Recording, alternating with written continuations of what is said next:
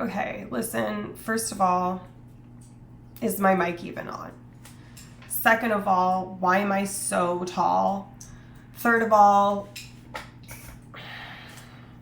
everything, look at this. This is crooked. I went like starting. Oh, look at how, what is this? Why is the chat? Oh my God, stop. The chat box stays the same size as what I put it in my starting soon screen. See, okay, this one says 7 p.m. on Wednesdays. So come on, Toll. Darling, she's 6 foot, 7 foot, 8 foot hot. Okay, I have to fix this fucking chode of a chat box. So I guess get ready to watch me program once more. If anyone was here the time that there was the Great Reset and I had to like figure things out. Oh my gosh. Stouse Wave. Hi. Whoa. What? What's happening? Oh God. You know, sometimes life comes at you fast and you're not ready, but you do it anyway. Let's go 750 width. And then what do we got for height? Okay, so it's just a little baby boy. Let's make it 1200. Okay, that's close. So let's try 1400. You guys are watching me code. I'm a coder. I don't know if you guys could tell, but I'm actually just like I'm super good at this. I'm a streamer, I'm a coder. Yeah, all of those. Chode box. Perfect. It feels echoey in here, like more echoey than usual. Maybe it's because my door's open and I also like took some of my, you just hold on one second. I'm gonna close my door. Pause. You staying here, my love? Okay, so number one, I like kind of cleaned my room because I have a guest coming tomorrow. Actually, I have someone coming to look after a hound, which is Dougilicious. So anyways, come on, hacker. Come on, Mr. Robot. I'm so excited to talk vulgar science when we get to one of the personality disorders, because like the guy from that Rami Malek plays is like canonical that personality disorder. So it's like a good little pop psychology example for the people, you know. Anyways, nice pants. Girl, I ordered 2 other pairs because I am like, I can't keep wearing the same pair of pants, but I'm like, none of my other pants fit because I went to Europe and just like, she ate like the actual food.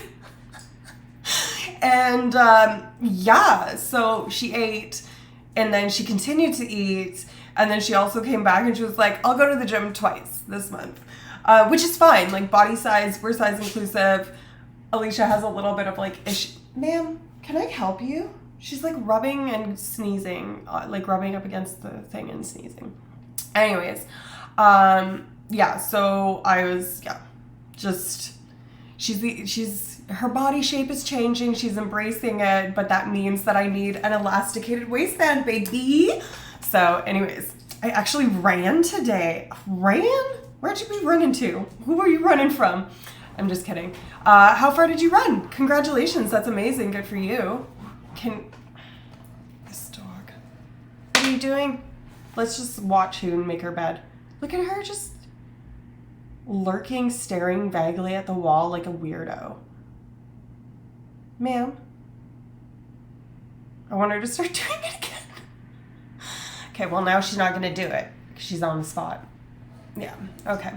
That was all for attention anyway. A little attention whore bitch. Okay, so the weather is kind of bad here. So I'm just going to like start, preface. The internet might cut out. The power might cut out. This fire alarm went off at 3 a.m. and then again at like 10 a.m.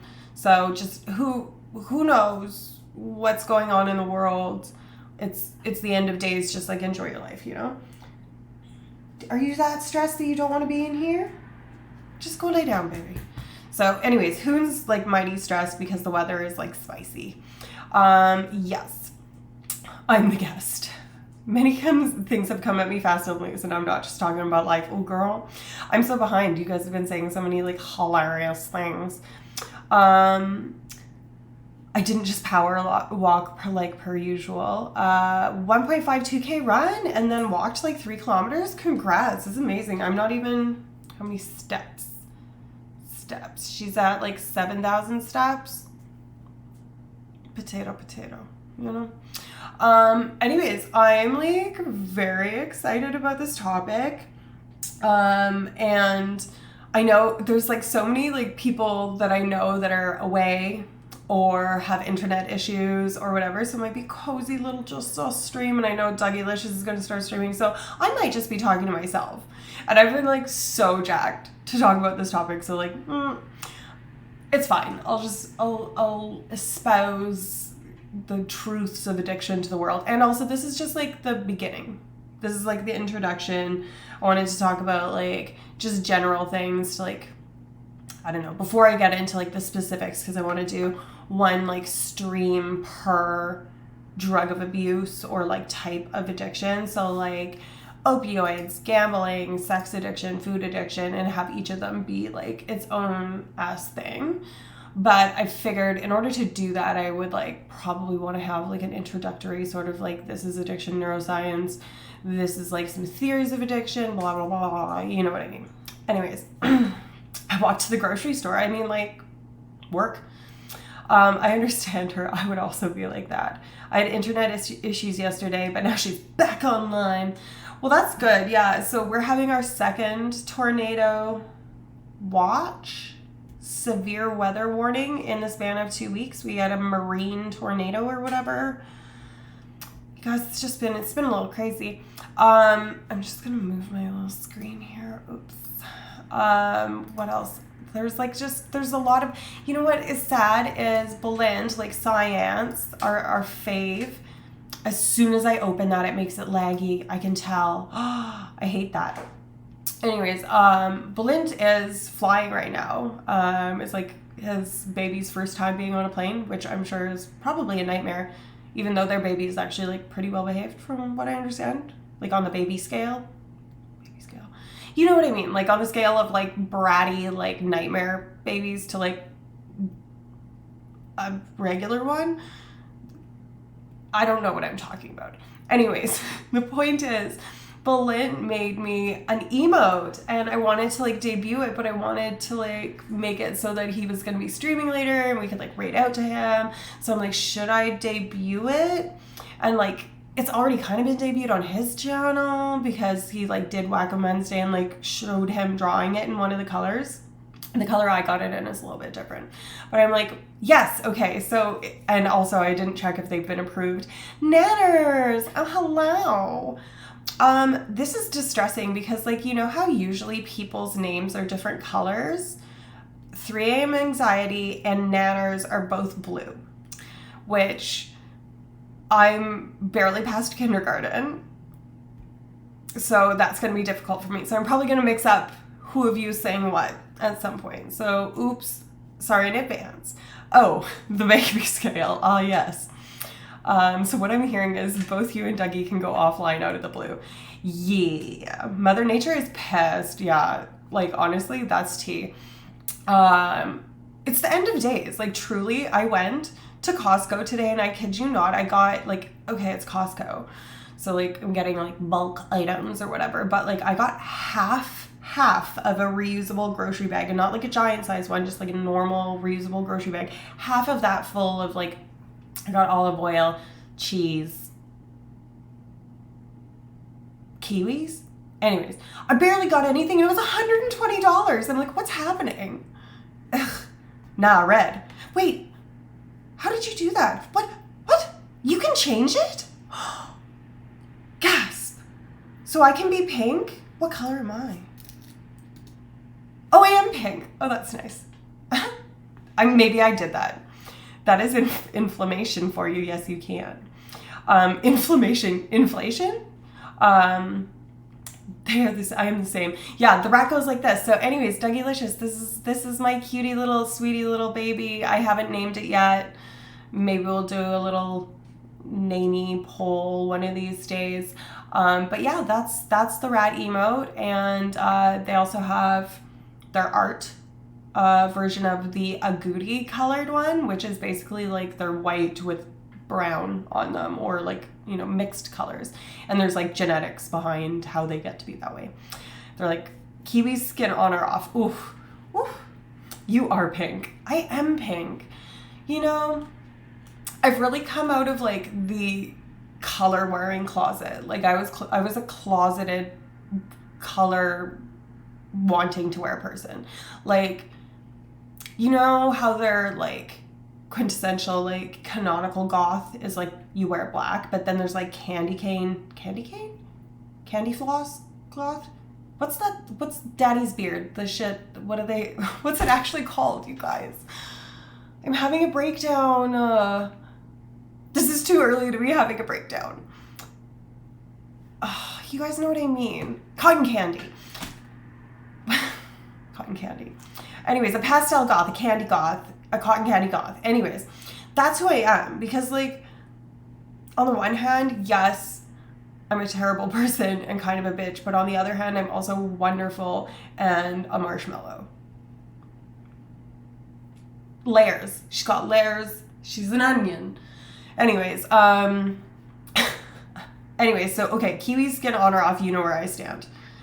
These are golden kiwis too, so they're so delicious. I feel guilty because they're from New Zealand, and it says like packaged on the 25th, which means they flew it here on a jet, which is like, I'm so sorry. This is why the environment is crumbling, is because I want to eat like fucking bulk golden kiwis, but I am who I am. Anyways, I eat them with the skin on like a heathen, and I like it.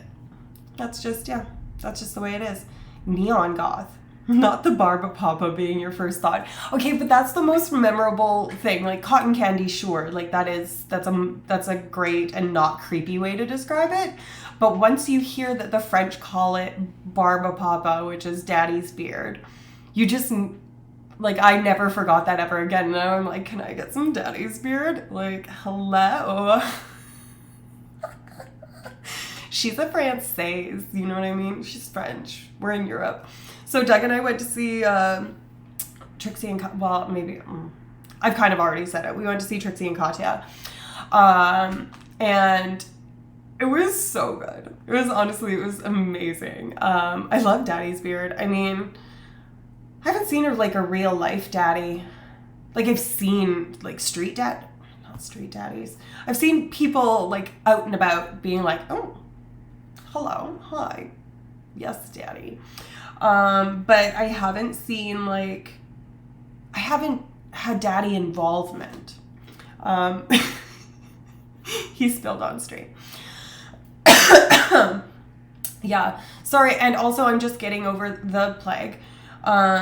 I don't know what it was. Maybe it's a new strain of COVID. Maybe it's whatever. But anyways, I was like sick for 3 days straight. And as you can tell, my voice is scratchy and I'm dying of consumption or, you know, just whatever. The black lung. So if I cough, that's just going to happen, okay? And like, I'm obviously very unprepared for everything in my life. Because, hi, sweet girl. Hoon's just pacing about. I feel bad for her. Ooh, lip balm. Consumption. Oh, we're getting nasty. We're getting freaky already. Well, I guess this is like kind of a halfway decent moment to say that, like, content warning.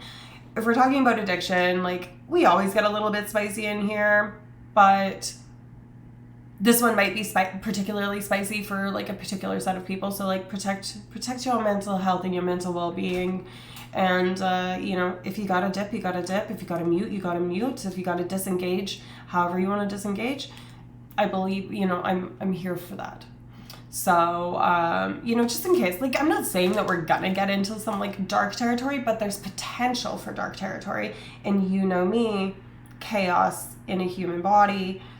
Chances are, like, I don't know, pretty good. I was just reaching for my pile of stickers because I have new stickers. You're not the boss of me. I mean, you cannot take care of your mental health or, you know, not prioritize it. That's what most of us do every moment of every day. Like, let's be honest. But hello, glad you're back. Okay, DK, hello. I'm glad I'm back too. I was just saying that, like, I'm still a little sick, so did you hear that cough? Like that wet cough? Ugh, I'm so sorry in advance because you guys are gonna get it. 3am anxiety redeemed stick a sticker. This is so exciting. Okay, so number 1, I have a new pile of stickers. Number 2, I have the original bag of stickers. Number 3, as I said, my life has been just imploding. I had to get a new phone, so look at this. If you pick one that I want on the back of my phone, and you can pick whatever one you want because you redeem the channel points, but if it's one that I'm like keen to have on the back of my phone, it's gonna get, this is primo placement. Like you like, this is the highest of honors. Anyways, excuse me, I raw talk reality and watch bad takes on mental health online. It's how I roll. I mean, I actually am excited to talk about the TikTok that you posted in the Discord because, like, that's such a good, there's a lot of like meat there, you know, there's a lot to talk about, there's a lot to dissect, there's no real right or wrong answer, and I'm like really excited to get into it and like see what some people think about stuff. Anyways, I can't get the fucking case off. That's what I'm trying to do. I'm not like touching myself down here. Jesus Christ.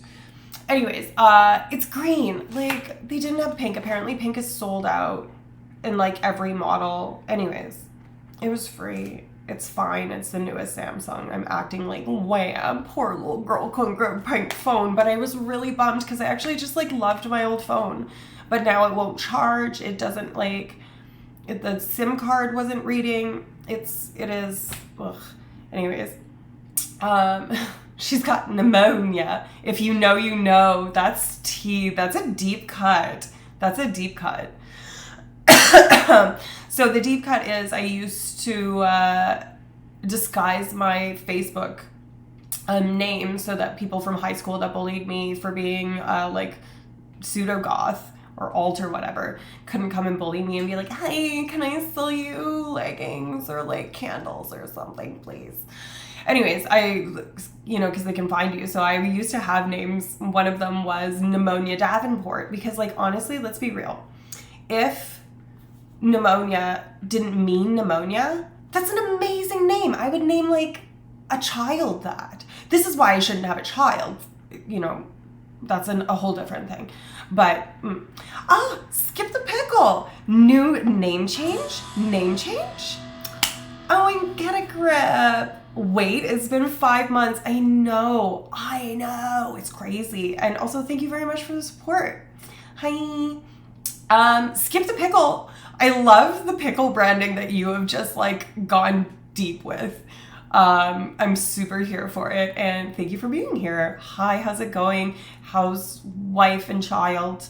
How are dogs? And cat? You have a cat. How are animals? Let's just put it that way. And you know what? Humans are animals, so I could just ask everybody, how are your animals? And that would include spouses, children, and pets. I think I'm gonna run with it. 4 months away from a baby. You can count to 5. Hot take. Unproven. Citation needed. My pet boyfriend is amazing. Honestly, if boys were a little bit more obedient, I'd probably like a pet boyfriend too. But honestly, I'm teaching Hoon how to talk with the buttons, and that's easier than dating men. So like, she's off it. You can count to, some say, sassy retort, LOL. All good. Start a new job Monday. Dogs, cat, fish, wife, and child are doing great. Well, I'm glad to hear it, and congrats on the new job. You had mentioned that in one of your streams. So I thought you had already started it, so congrats. Enjoy your last weekend as a devil-may-care unemployed person. I don't know. If that's a thing, that's a thing. Anyways, okay, let's I don't want to miss the sticker situation. So we have otters. These are all care of Dougylicious, by the way. Like half my stash now is Dougylicious. We have otters, 2 colors, kind of like orange and brown. We've got sloth. We've got flower moon. We've got take it easy with the little flowers. We've got a set of corgis. We have corgi up, corgi butt, cactus, royal corgi, mermaid corgi. These like cute little pink waves. I'm like, I like this. I'm gonna try and like sway your decision, but like, monstera leaf, whale.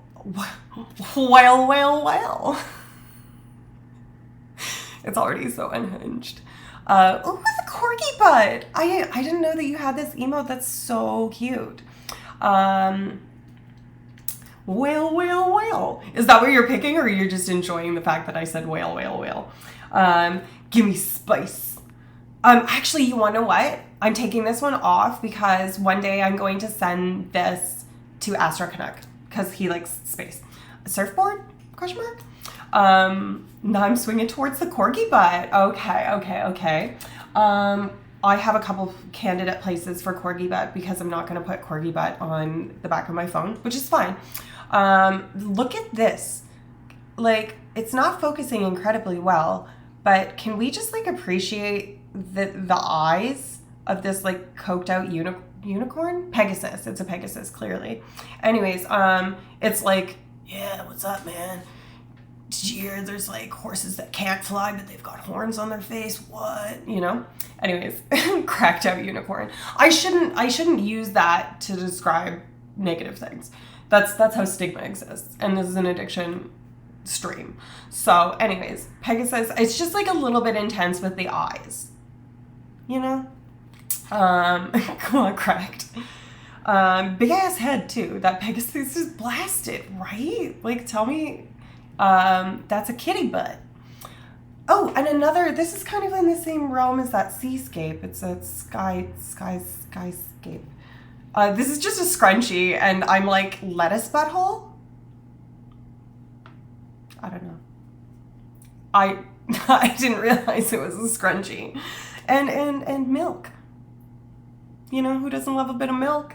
And then, of course, there's ones that I guess you wouldn't have seen. There's a lot.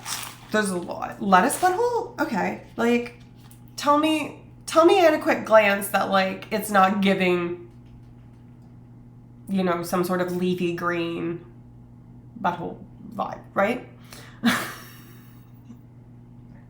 She needs milk. Do you guys, like, you know when Big Milk was, like, really pushing milk in the 90s? I used to collect all of the Got Milk ads that would be in, like, magazines because we got actual magazines back then. What? Hold up, ads. Sorry. Got Milk, right? Romaine Hole. I mean, please welcome to the stage, Romaine Hole. Romaine Hole? Like, Romaine Hole but romaine whole. Anyways,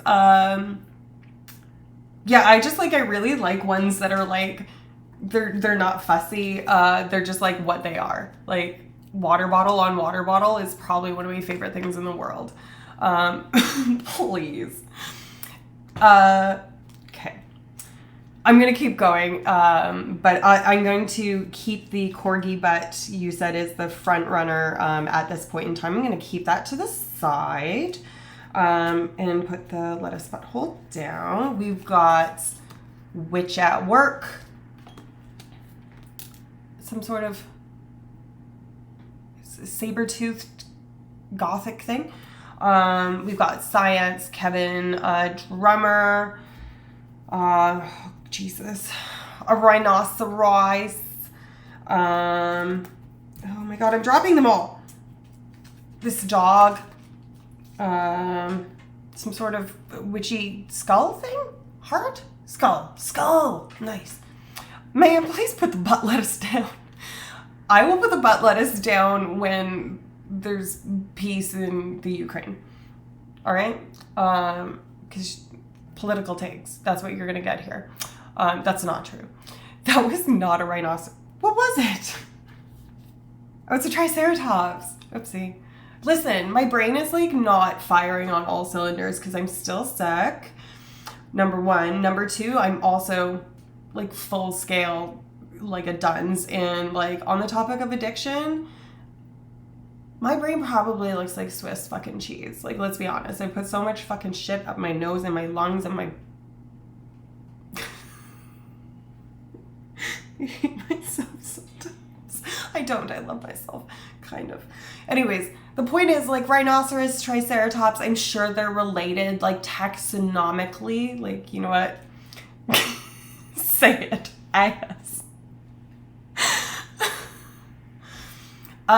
Okay, listen, I've hooped, but I don't want to like discuss it fully. This hand, there's some bottles of potions and lotions. There's this whale. Look, we've got a whole little whale family. Look at this. Fucking little hetero fucks, you know, this like pink and blue shit. It's a gender announcement here. I love you, whales. It's not the whale's fault that they're these gender colors. But, you know, Killer Queen, this is a good one. It's the predator thing. Oh my God, the blue whale is so cute, isn't it? Okay, I'm going to put it in a stack. I'm going to put it in your stack. Can I get butt stuff for 500? We can talk about butt stuff if you want. Because that is a legitimate way of doing drugs because you're like endothelial cell layer is quite thin and permeable. So putting drugs up your butt is like pretty effective. It's kind of like sublingual, which is under your tongue. So booty bumping. Yeah. Oh my God, Rat Boy. Yeah. And he's doing a giveaway right now. So if you're into like Mordheim or Warhammer or any of those tabletop, like hordes of little minis things, he's doing a giveaway. He's fantastic. He's Rat Boy Minis on, like I can't shout him out on here because he's not on here. But he does do stuff. Oh my God. There's so many more. There's this sheep. There's this guy with the hat that's from Risto. There's this guy, this starseed, also from Risto. There's this Shiba Inu. There's a strawberry skull. There's Risto, the man, the myth, the legend himself. There's a peacock. There's this, I think this is also a starseed, but a different type. Pink cauldron. I really like pink cauldron. I'm shortlisting that one. That's going to go over there. Be patient.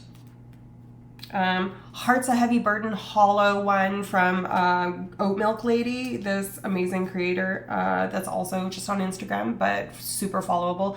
Pufferfish. Cool 80s shapes. That's a favorite of mine. I still haven't stuck it. NASA. Smiley face. I also really love that one. Bunny. I should check if you've true facts. That's why people would shove alcohol up their butts to get drunker than normal. I didn't realize that was like a thing that people did outside of the Jackass television show. Man, I was charging for $350. Oh, I am aware of how to do drugs. Have you met my husband? I have met your husband, and most of the times that I've met your husband, there has been drugs involved.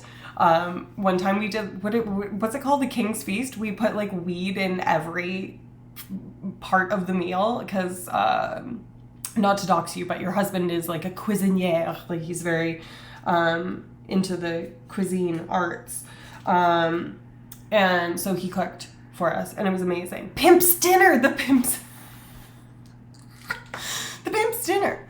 Apparently if I don't take pain meds, I'm not in pain. What? Oh, you're saying someone's delegitimizing your pain experience because you don't have a like medicinal prescription for pain medication? That's some bullshit. Rat Boy is my savior, also from Rat Boy. Boof Lords? Okay, DK, I missed that one. I've heard it called boofing, but Boof Lords. I'm snort laughing, my God. You guys, I'm all over the place. First of all, I'm reading the chat in not order. I'm reading it like a choose your own adventure book. The Shiba is adorable. I don't know where it is. It's in the pile. So if you choose the Shiba, it's just gonna be a minute. Anyways, that's for the most part it. I also have like a lot of Hello Kitty ones because this is how people should have known that I wasn't actually like a only black wearing goth, is I have like so much Hello Kitty merch from like years ago, like years and years ago, like stickers on my Caboodles brand cosmetics case from when I was 13. Anyways, she's rainbow. I have letters.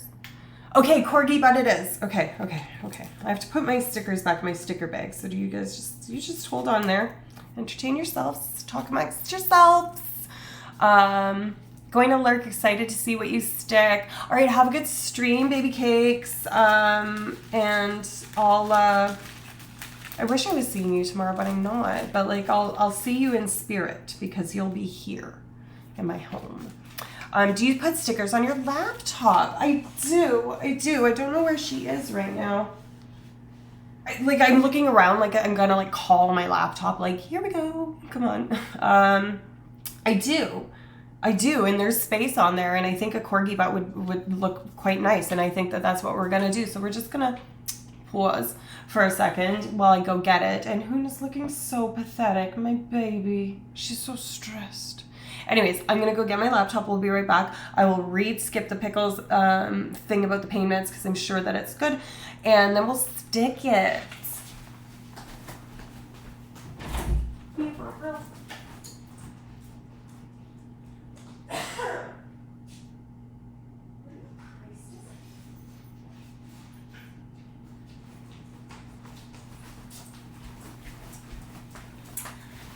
You guys, I have a pillow in my chair because last time I sat here for 4 hours, I was like sore. Like my give her pets. Laptop, come here, girl. She's so cute though, she's pink. Okay, so I'm a little bit choosy about what goes on the outside of Lappy Top. I'm actually a little bit choosy about all of it, but I'm thinking, I don't want to dox myself, so I'm not going to show you, but I'm thinking like left of the pad. And if I showed like the screen right now, it would have my last name on it. So I'm just going to not do that. But you can turn laptops off. You could just turn it off. I could just turn it off. I'm going to turn it off. Can I turn it? Hello? I'm going to turn it off. I was just using the mouse for my desktop. Hello? Shut down, please. Oh, it's gonna tell me that there's like 1,000 things to do, like save this. Anyways, I'm gonna get it like undoxable. Here we go. Okay, the screen's black because I want you guys to be able to see the sticking. It's very important. Okay, we're gonna stick the sticker and then we're gonna open this bad boy up. I'm just gonna give her a little wipe down. We're gonna do a little wipe down here because anybody that knows anything about stickers knows that you gotta like prep the area. Ideally, you want to use like an alcohol-based situation to get the oils off because the oil is going to make it difficult for the adhesive on the back of the sticker to stick.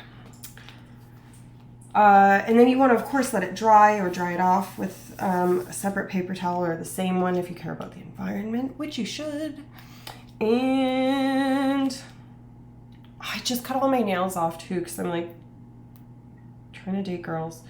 And also they just need to be cut. But so I can't fucking. You guys, this might be a minute. Oh, I got it. Oh, yay. Okay. Moment of truth. But I want a sticker, but I already thought about it. Do a twofer? Do twofer. Okay, we're putting the mic away.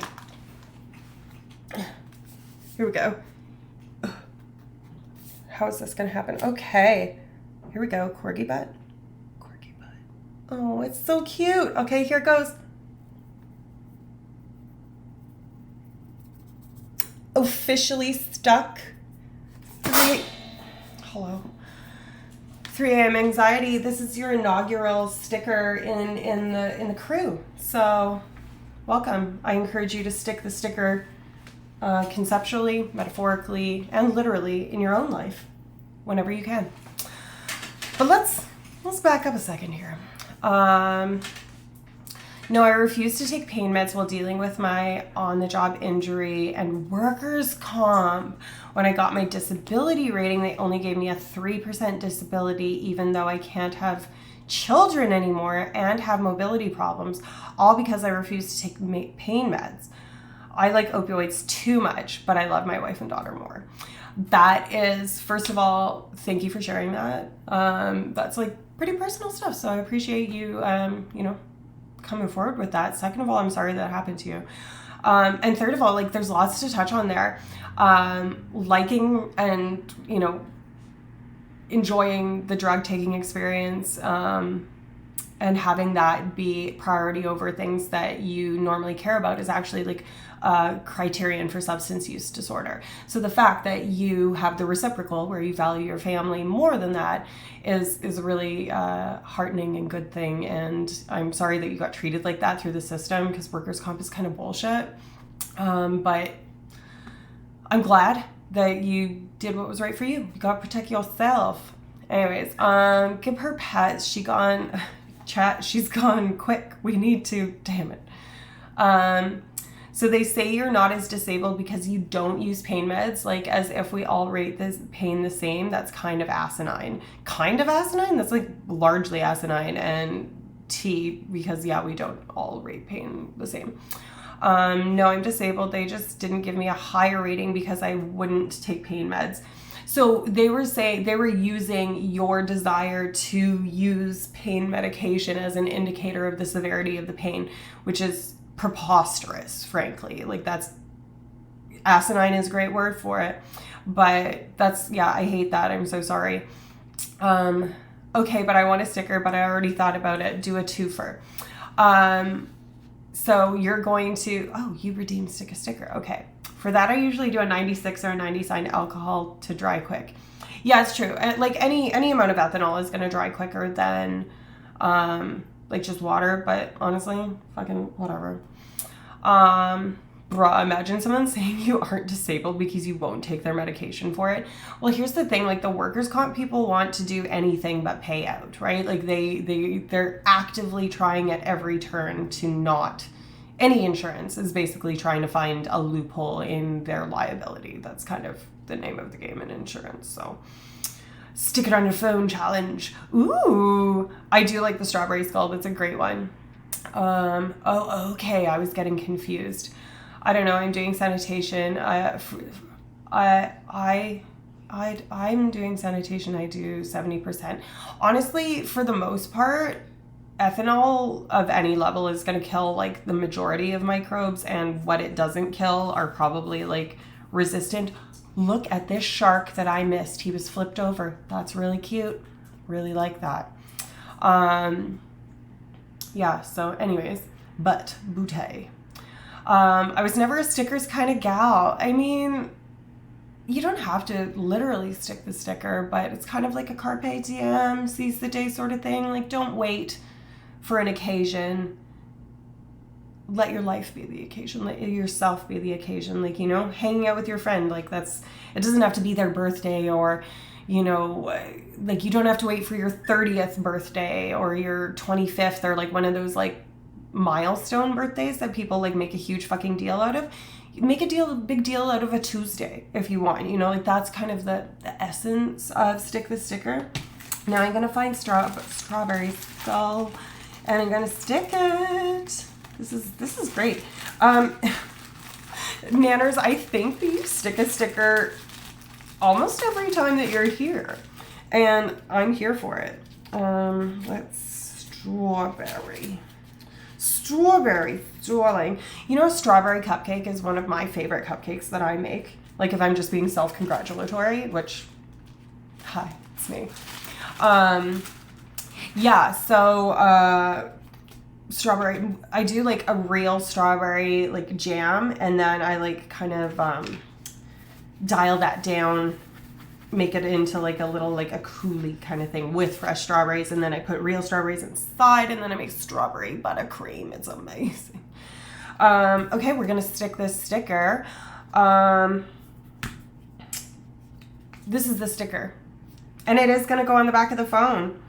And I know that these ones are notoriously hard to get off because I've stuck a sticker from this sticker maker before, and it took me, actually, you guys, I'm on fire. Look at that. Talent? It's here. It's here. Call, who's the guy from the show where they sing that's like notoriously mean and like Kelly Clarkson, you know? Who's that guy? Like he looks like his face is made out of Play-Doh now. Okay. Let's do it. Oh, you guys. Oh, where's it gonna go?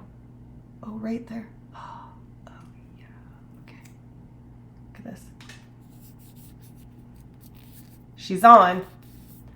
Strawberry skull. All right, let's put it back in the case, see how it looks.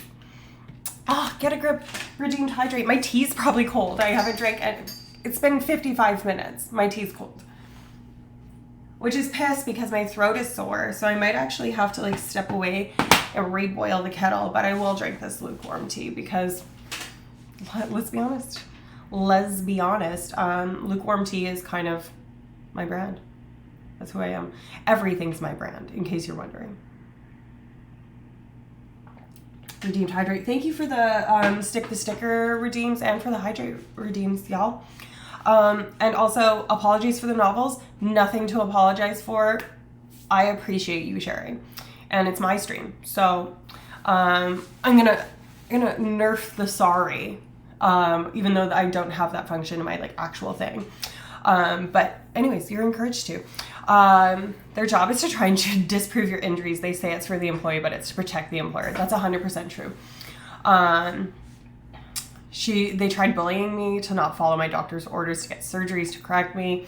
Yeah, I like every single time anybody that I've ever known, myself included, has had to deal with any sort of workers' compensation, workers' benefit bullshit. It's been a fucking nightmare. And they've actively been like, you're not ill enough, you're not sick enough, you have to prove this, and they add as much friction between you and getting care and like appropriate compensation as they possibly can.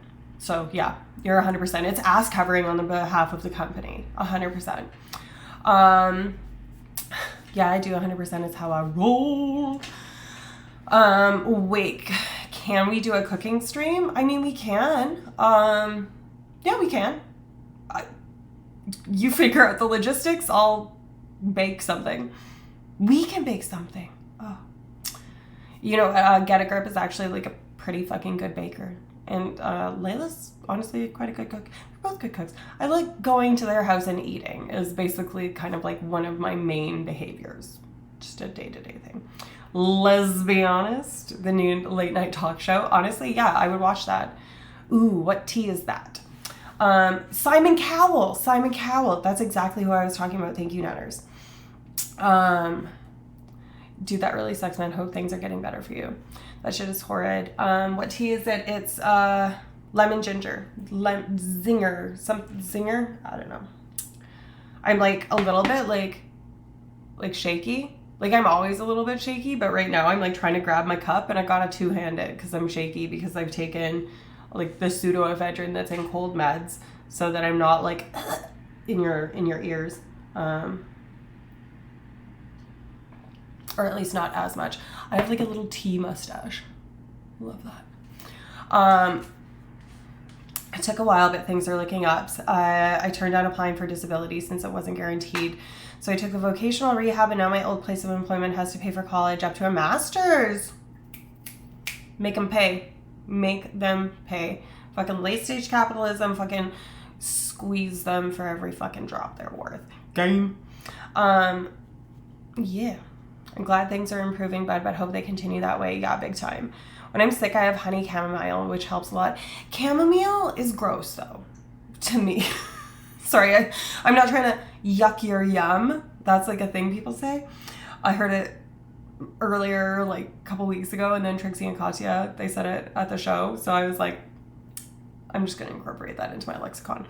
But also, like, I think that chamomile tastes like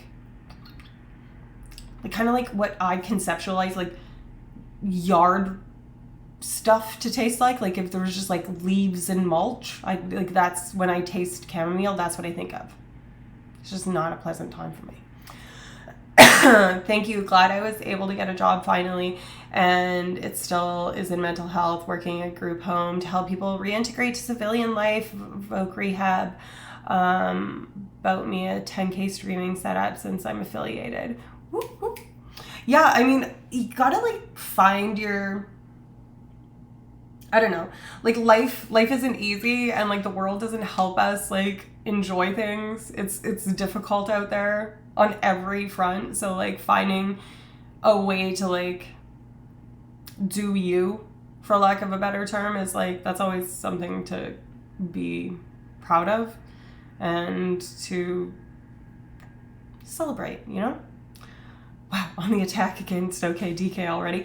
I mean, it's not an attack. I was talking about chamomile tea, not OKDK. OKDK, I love you. I love you. You're a great person. I was a psych nurse when I got hurt. Yeah, because you and Risto both worked in mental health, as I understand it. From, yeah, I think I'm remembering correctly. But I'm also like hearing the secondhand, you know, through Risto. So, who apparently doesn't have internet for a whole week. Like, things are just everywhere. It's just chaos. Nice. And free college may not be worth your health, but at least it's something good that you're helping others. We need to unionize against her. Listen, I'll pay you in stickers, workman's compensation. Yep, he was a CNA. I'm a nurse. What's a CNA? Certified something? That sounds right. We want chamomile. I have chamomile tea in my tea cupboard for people that want it. It's just, I don't want it. Do I need to? Listen, I'm going to gaslight you. You guys are attacking me. No, I'm kidding. When do we want it now? You too. This fucking Ringling Brothers ass shit with the fucking single neuron that you guys share. Well, they're going to unionize. It's going to be the brain cell union. But honestly, I'm here for it. You guys don't have to pee in bottles. This isn't Amazon, you know?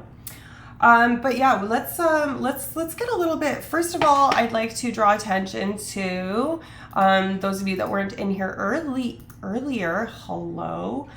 Get a load of this guy. Balint made me an emote that was a gift from the wonderful, darling, amazing Risto Rock, who is not here, I don't think. But if we could shout him out, that would be great. If you could, Sean. Yeah, so actually Science and Risto, because they're both wonderful and they were both involved in me getting this little rat emote, which is magnifique. And also on their page, Science has a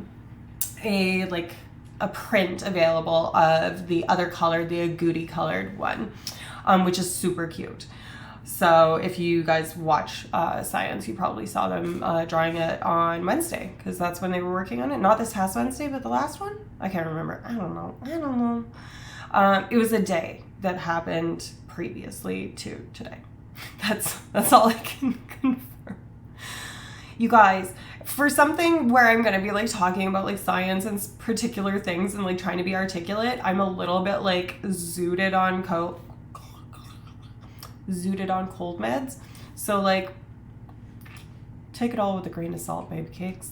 But yeah, so that's one thing. I'm in a tornado watch, so, you know, tornado watch? Yeah, watch. Not warning or like a severe weather warning. So like if just things disintegrate like they did last Friday, I apologize, and I'll try and get back. But if I can't, I can't. Also, if the fire alarm goes off and deafens us, that's a possibility too. Anyways, fancy meeting you here also. Hi, Corey Campbell. Zooted on what now? Cold meds, cold medications. Actually, it's like an Advil cold and sinus. It's just pseudoephedrine, but pseudoephedrine like makes you go like, and I'm already dehydrated because I'm sick, and I'm just like dehydrated in general because everyone's dehydrated. And if you add pseudoephedrine to that zoot suit. Zoot suit riot. We were talking about zoot suits like literally last night. I love a zoot suit. And the brain trust marches tonight. I love this. Honestly, I'll see you at the fucking picket lines, baby. Drink water, you sad houseplant. You want to know what's so fucking funny, Nanners? Is you guys look at that. First of all, I put my case on backwards.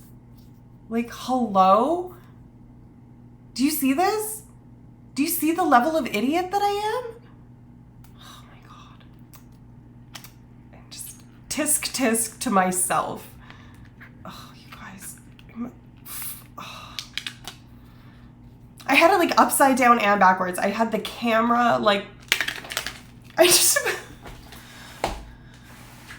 you guys, let's all take a deep breath. Let's do one of those. Let's do a,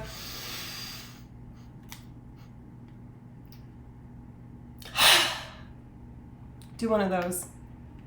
My classic, you guys have all heard it before, deep inhale through the nose.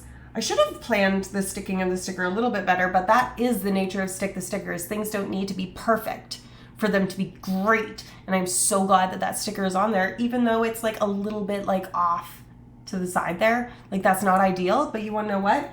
I got joy. I got fucking joy out of it, so. Anyways, drink water, you sad houseplant. The whole reason I picked up my phone was I've made a reminder for myself to drink water every 2 hours that like pops up on my phone that says water yourself, because if I'm like drink water, I'm just like, listen, shut up, phone, earlier self. But if it says like water yourself, I'm like, oh, you little houseplant, and like, you know, it reminds me, I'm like, you know, gotta go. My little watering can, maybe it's in my imagination, got a little daisy at the spout end. Anyways, it's been encouraging. I put little emojis around it. Do what you can. Yeah. Silently judging me for what? For the phone thing? I mean, fair. Live your life. Chamomile brings you a chamomile. What? Oh, chamomile brings you a chamomile. I kind of like that. You know what? I'll reapproach it. It's been a long time since I drank it. I maybe just had like I don't know. You know when you like try a thing and you're like, I don't like that. And then you just like decide that you don't like it forever and you never do a reapproach. I've done a reapproach on like a couple of things. Sometimes dating people, which is a bad idea. But you know, sometimes the reapproach opens a door that you forgot was there, you know? So I'll try it. Another win for the Union. Okay, listen, Soviet Russia, fucking, I'll get you your potatoes. Sit down, eat a pierogi, all right? I almost got pierogies at the store today, and then I didn't, and I wish I did. But I did get chocolate, so that's nice. I'm not even like a big chocolate person. So in my notes here of like housekeeping stuff before we talk about actual science for hours on end is groceries are ridiculously expensive. That's a note that I put. So yes, well done, comrade. Layla and I have told the story on Vulgar Science, but I'm going to give you the TLDR. We went to like a student student socialist meeting once that we kind of got like roped into by this lab mate I used to have. And they took it like really seriously and called each other comrade. And like we kind of tongue in cheek were like, I'm gonna go grab another beer, comrade. All right. And they didn't like that because they take it very seriously.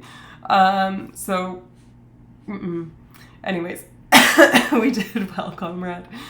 Your community is back. This little thing telling me the ad breaks are happening is very distracting. When did that happen?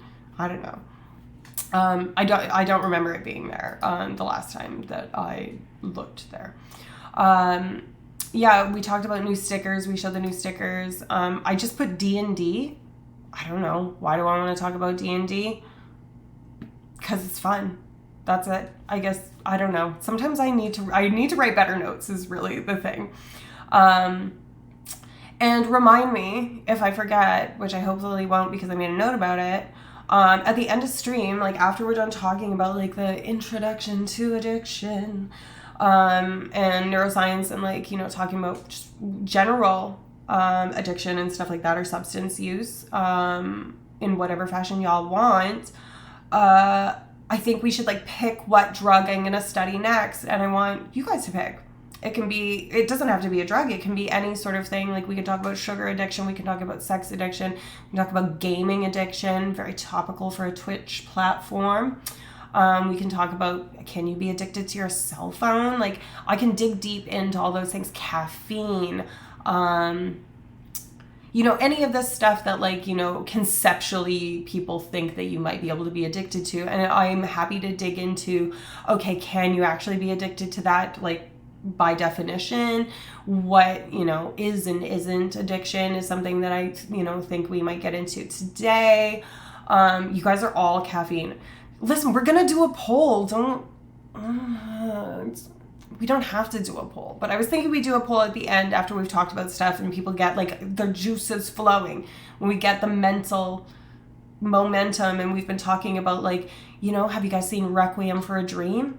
Is that an appropriate like look at addiction? You know, is that representative of like the actual experience? Do you guys have experiences that you want to share? Like Skip's already shared some of his experiences, like just surrounding things like opioids, and opioids are crazy addictive.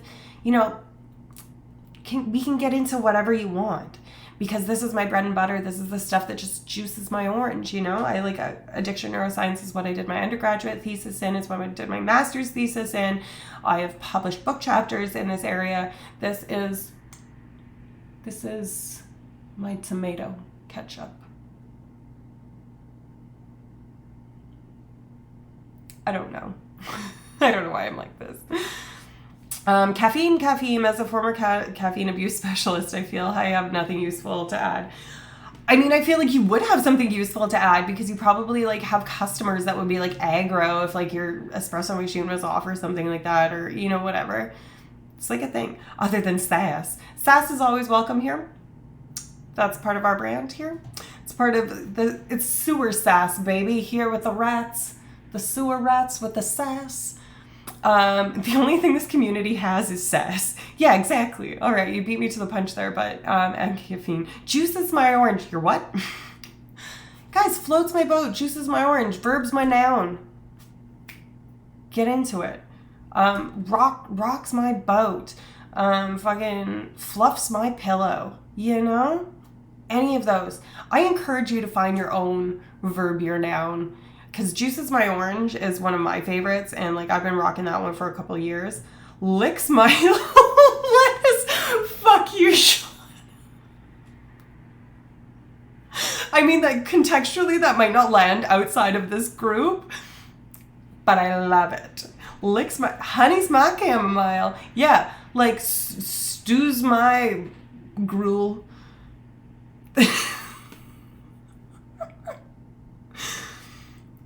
You guys, I'm so glad that I have you. I have so much fun every time I stream. Like, I can't I can't express enough how much I appreciate all of y'all. And just like Twitch in general, this is like just, I'm so glad that I did this. And thank you for those of you that encouraged me and supported me along the way. Dude, let me explain the difference that happened between a manual espresso machine and automated, because we stopped having as much coffee on our hands because you can absorb that shit through your hands.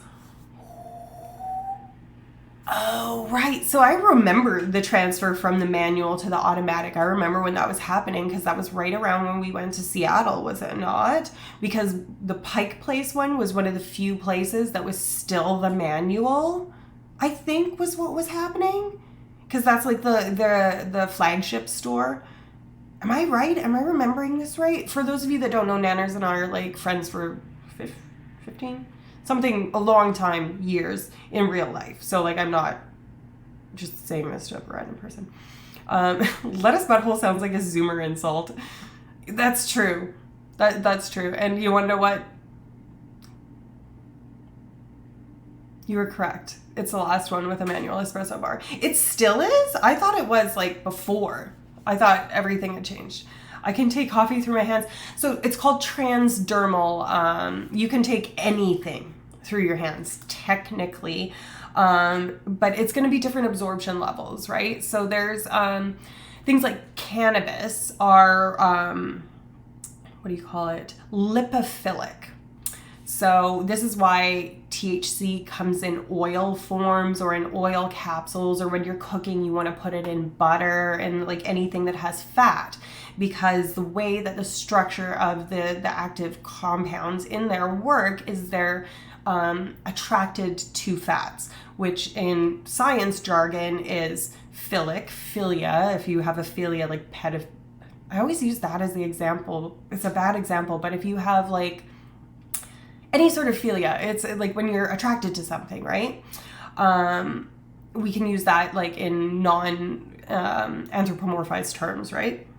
So, and lipid is the fancy way to say basically fats, to like make it digestible, right? So cannabinoid compounds that get you high are lipophilic. So to take them, you would need to have like a lotion or something like that, which is why they make body butters and stuff like that. But there has to be a lipid component, and you can absorb it transdermally, but it's probably not going to be that great.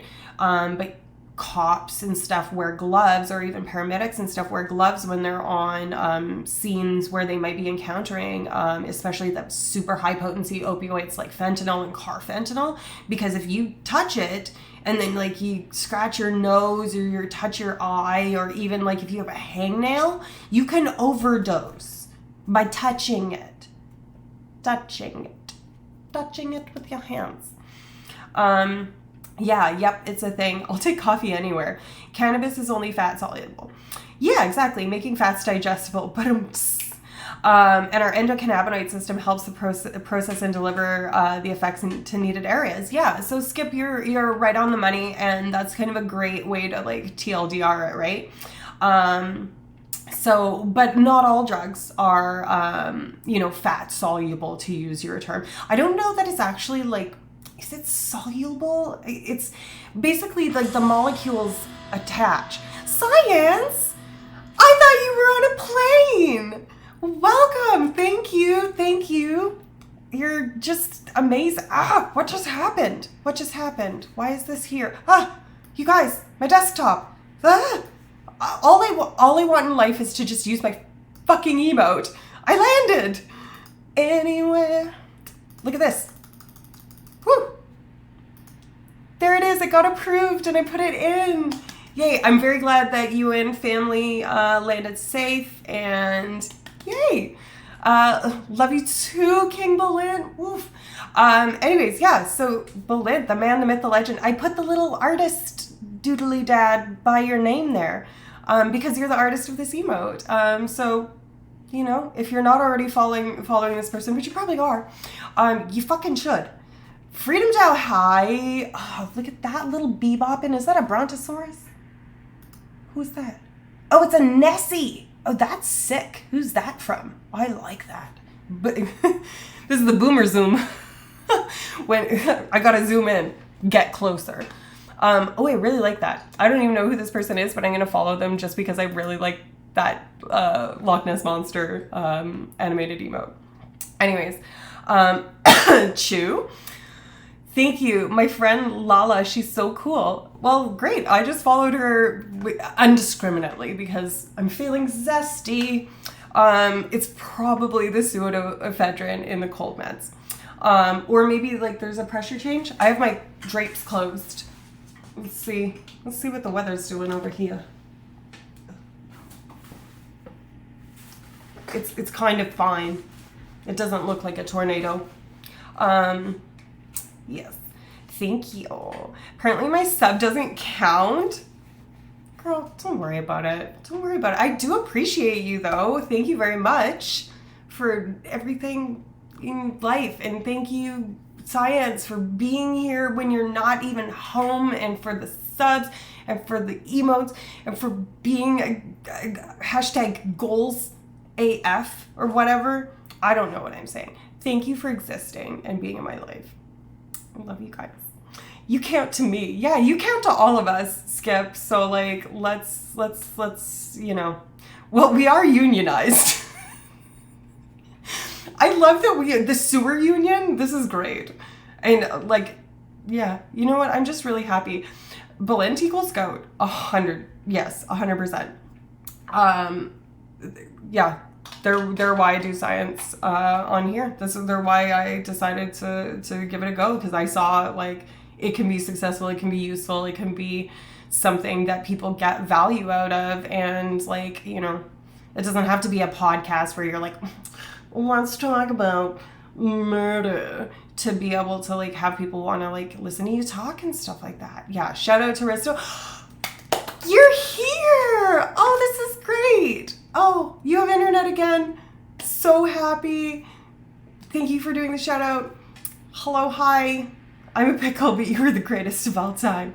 Well, okay, what is the greatest pickle of all time? Is that like, we've talked about this actually in Skip, I think in your stream, we were talking about like which pickle is the best pickle.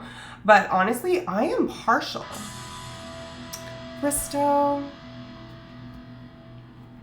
Thank you, thank you, thank you, thank you, thank you, thank you, thank you. For like for you. Thank you for being you and all of the things that you do for me. Your like support like this, but also your behind the scenes support, because that is invaluable to me. But can we talk about murder? We can talk about murder. What a shit show. Oh my God. Are you talking about my stream or your internet? Because both are probably a shit show. Heyo. Random question. Why do you think orcas attack those boat rudders? And do you think they communicate these attacks together? Well, girl, I don't know the answer to that. I think science could probably comment on that, but I would suspect that yes, they do communicate. They're highly intelligent animals. I hate pickles, I won't eat them. Right. See, Twitch counted this. I don't know what Twitch does. Sometimes it takes away badges, sometimes it adds them back. I don't know.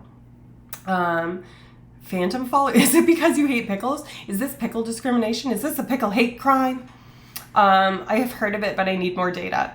That is the most scientific answer. I love when I get asked stuff during a talk. I'll be like, let's chat about it offline later. Especially if someone's like running away with the fucking show and like we're having a little beak off and it's supposed to just be a Q&A. I'll be like, you know what, like zip it. Or I'll be like, you know what, that's a great question and I don't know the answer. So props. But yeah, I'm sorry, you guys. I'm like, oh, I ate the best pita, like shish taouk pita earlier. I forgot. I got it from this place that's like a quintessential like thing in the city. And I hadn't had one for like over a year and I forgot how good they are. And I saw like a targeted ad and I was like, oh my God, I forgot about them. And I used to get them like twice a week because I used to go out on the street where there's one of them. Anyways, it was delicious. But the point is I just burped and it tasted like it. So too much information. Sorry about it. Not actually. That's that. We can move on now. Know the internet issue. No worries. It's not really known about. I've heard of it, yeah. They were trying to tell me I have to wait till August 9th. I would die. That's like, you weren't here earlier, Risto, but I had to get a new phone. Actually, I didn't explain this to chat in general. I had to get a new phone because the SIM card reader to motherboard connection, that's like the likely issue that was gone. And they were like, well, we can fix it for like $250. And I'm like, I don't want to keep getting new stuff because I don't want to contribute to like the death of the world more than I already do. And they were like, well, we could have the part by like next Tuesday. And this is like, I'm actively sick and in a mall trying to get my phone fixed. And he's trying to tell me that like, I'm not going to be able to have my phone for a week. And I'm like, I am not that person. Like, I'd love to be like zen. I went to a yoga retreat and like, there's no phones allowed. And it was just so nice to be away. I'm not that person. Like, I'm just not. I kind of wish I was. Not at all, really. But you know what I mean? So I went to my like wireless carrier and they were like, yeah, you can have like any of these phones for free. And I'm like, so I got a new phone, but they didn't have pink. Anyways, similar situations, kind of. Yours is worse, but I empathize. There's empathy, is what I'm trying to say. They're unionized too. The Orcas just tried to order Five Guys. I love that. I picked a pickle because I'm a huge Rick and Morty fan. I am not, but that's okay. Different strokes for different folks. And I know I just like pickles, so like I'm here for it. Anyways, I came home and sat on the phone for an hour troubleshooting internet. I'm going to eat and shower, but I'll have you lurked up. I appreciate it. Enjoy a shower. Hydrate your body. I hope that you're using your water bottle and enjoy your food. And it's nice. Thank you for dropping in after such a nightmare of a day. Raw Flyer and Chef. Hey, I made a pulled pork carnitas sandwich tonight. Dipped it in braising fluey. Shrugs. Chef comes in, lives up to the handle right away. Welcome. Hi, I'm Neuroscience. We haven't talked about science basically. Well, we've talked about a bit of science, but we've kind of just been the general level of unhinged that we are. Anyways, I actually get an email from the creators of the show. Someone said I violated copyright laws, which I didn't. There are 3 different things which the email told me, and they were honored. I like their work so much. What? That's wild. Huh. Yo, that's kind of ridiculous. Yes, ma'am. You need to have me put a sticker on. We've stuck 2 stickers already. It's a sticker stream. We're sticking. It's a vibe today. Fluid, I forgot to type the D. I kind of gathered. Is it weird? It's kind of weird to call it fluid. Me as a scientist, when I think of fluid, I think of like cerebrospinal fluid. So like, I have a bit of like a mental disconnect there with like associating that with food. I'd be like, oh, call it a jus, call it something fucking French. You know, even though it is, that's what it is. But like in my head, I'm like, fluid. Interesting. Way to bypass my dark joke about orcas. I said it and I was like, oh. I'm sorry. Maybe I didn't laugh appropriately. I like it. I did like the joke. I like you. Right when I saw an email with the subject from the offices of Justin Roiland and Associates, I about shit a brick. I thinking I was in trouble. I liked it and I chuckled. Thank you. It was a good joke.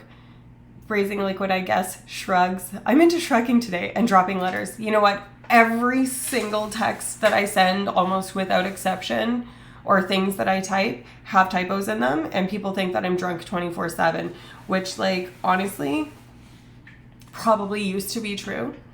But it's not now. I'm like vaguely sober. If you can you call yourself sober or like clean or like entirely unintoxicated? Maybe intoxicated is the wrong word. Not under the influence if you take like daily psychoactive medication? Or am I just constantly like not on the plane? I think I'm on the plane, but like there's arguments for that. Drop them like it's hot. Sorry for the coughing, y'all. I'm also drinking ginger ale because my stomach is upset. It's a struggle bus. It's a struggle bus over here. Anyways, oh shoot, I just noticed I got a first badge. Woo! Yeah, thank you very much for being an early supporter. I appreciate you. Congrats on your badge. Thank you for your support. Like, thanks for just like being here. I enjoy your streams. Yeah. Did we shout out Skip yet? Can someone do that, please? Under the influence of having a lit ass time. Yeah, it's true. Under the influence of having a fucking dump truck ass. Facts. It's just facts. Anyways, oh shucks, thank you. You're welcome. I appreciate your position in the world, and you're sharing things on the stream and stuff like that. It's just good. And of course, I'm a big fan of your twin, your doppelganger. You guys, okay. So I've been talking a little bit about like maybe starting doing like a gaming, like a streaming game stream, whatever, on like an alternate day, because especially now that we do vulgar science on the other channel, I'm only doing one a week if I actually fucking make it to every stream a week, which is like, you know, I'd love to actually do that. I hope that I actually fucking do that, but life gets in the way, right? And we forgive ourselves. But I've been trying to figure out like what game, because the game can't be like insanely heavy, because I think it will like not my computer. I don't know about computer things. But also I want it to be fun for me, and I want it to be fun to watch. So I've been like, hi sweet girl, are you nervous? I think the weather just got worse outside because Hoon is like, anyways, I'm trying to think of a game that's going to kind of like be at the intersection of a whole bunch of criteria that I'm looking for.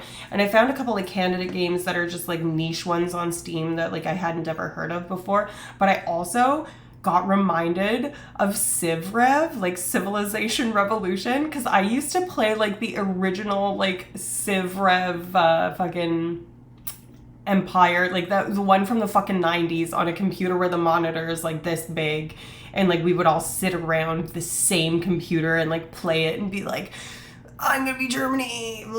Anyways, I couldn't do Fall Guys, dude. I couldn't do Fall Guys. I'm not like dexterous enough, and also like I'm driving an aesthetic unit here.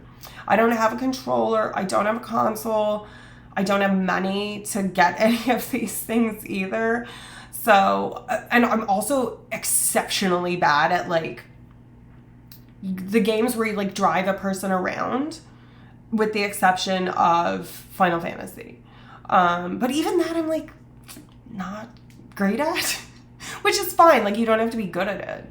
But yeah, I thank you for the support. Okay, DK's like, yes, do it. Exposure therapy after my military service has helped me with sharing. That's good. And I mean, like, here's the thing. There's a lot of like, I'm pivoting away from the games thing for a second. We'll just put a pin in that. The thing about addiction and a lot of mental health stuff is there's huge stigma. So there's shame, right? Stigma and shame go hand in hand. That's what stigma elicits, is shame, collectively and individually. And the best thing that you can do about shame is to speak about it, right? So getting over that hurdle and talking about things, like I talk about being in recovery from an eating disorder. I talk a little bit about substance abuse in my past. I try to not talk about it too much because I don't want to affect my professional world too much. But anybody that fucking looks at me or interacts with me for more than 5 minutes can kind of like read the room. Like, your girl looks like she's like seen some shit. Right? Anyways. Yeah. So, that's the facts. First time chat, Dong Jarl.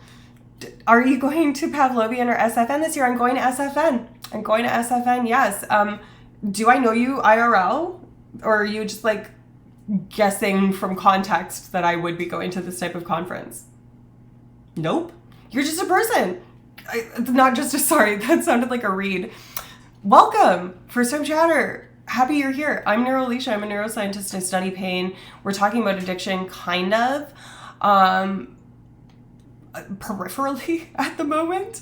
But yeah, I did my master's and my undergraduate work in addiction neuroscience. I'm currently doing pain, and maybe shopping for postdocs. So if you know anyone, if you know, you know, you know. Anyways, yeah, you guys, I'm behind. Anyways, we were talking about games. I'm not good at the kind where you drive the people, and I get a little frustrated at it because I'm a baby. Baby. Total War Warhammer. I don't know what that is. It sounds hard.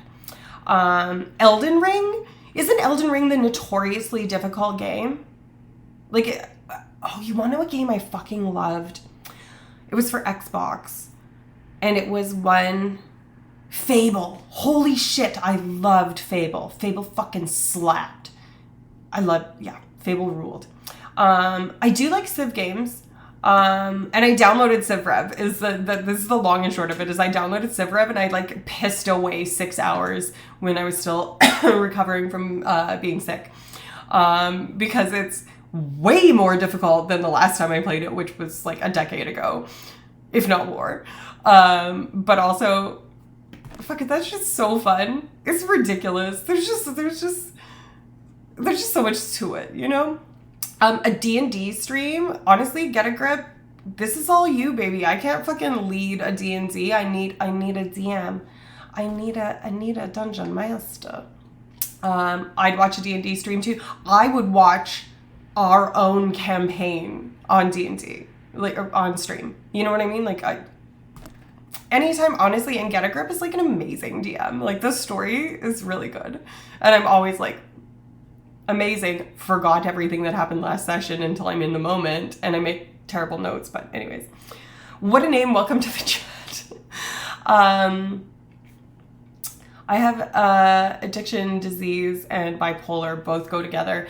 Yeah, so when we talk about diseases co-occurring at the same time within an individual, we talk about it being comorbid, morbidity being the kind of hand-in-hand thing with mortality. Mortality being you die from it, morbidity being your livelihood is affected negatively by it. So morbidity, co being at the same time, right? You know, like co-chairs or whatever of some fucking thing.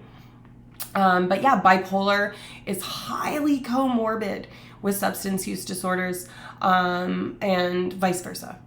Usually more... Ooh, the thunder is getting dicey. So if the internet goes, I'm so sorry, and I really hope it doesn't because I'm excited about this topic. SFN hype, yes. Science, are you going to SFN? I'm not going to TwitchCon, but if we could meet at SFN, I would be so happy. I think I've asked you this before and you told me you were not going, which is sad. But anyways, yeah, welcome in. Sorry, I'm so behind. You playing Elden Ring would be interesting. Fable was amazing. Fable, and they did Fable like 3 times, right? And then they dropped it. It was an Xbox exclusive, like it was a Microsoft game, right? Fable was so cool because the thing I liked about Fable was like your character's appearance would change depending on if you did like bad or good things. Like if you were like thieving around, you would kind of get like scowly and stuff. And like if you got a scar from like fighting a horse, sucks to suck. And that's just what your character looks like now. It's really cool. Anyways, Fable. One thing I think could help is giving chat room indication of mental health challenges. Like if people are having a psychosis episode, it labels on the Twitch with an information bracket and explanation what this is and why that might be this. That sounds...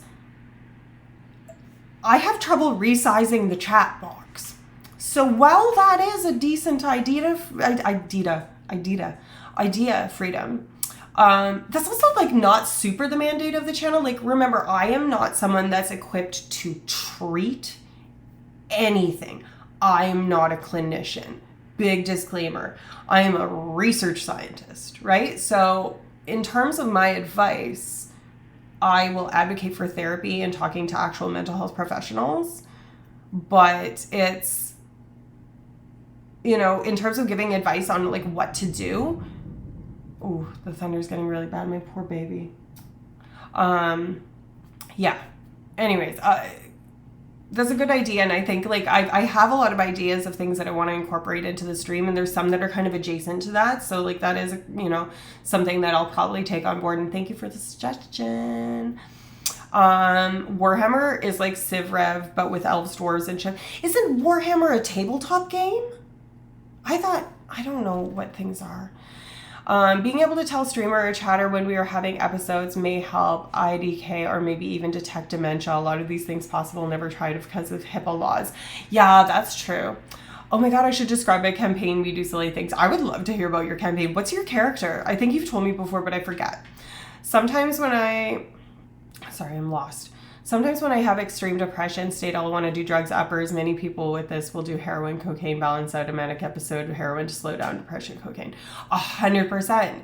That is what we call the self-medication hypothesis of addiction, which is a very popular theory of addiction, especially in the kind of like general population.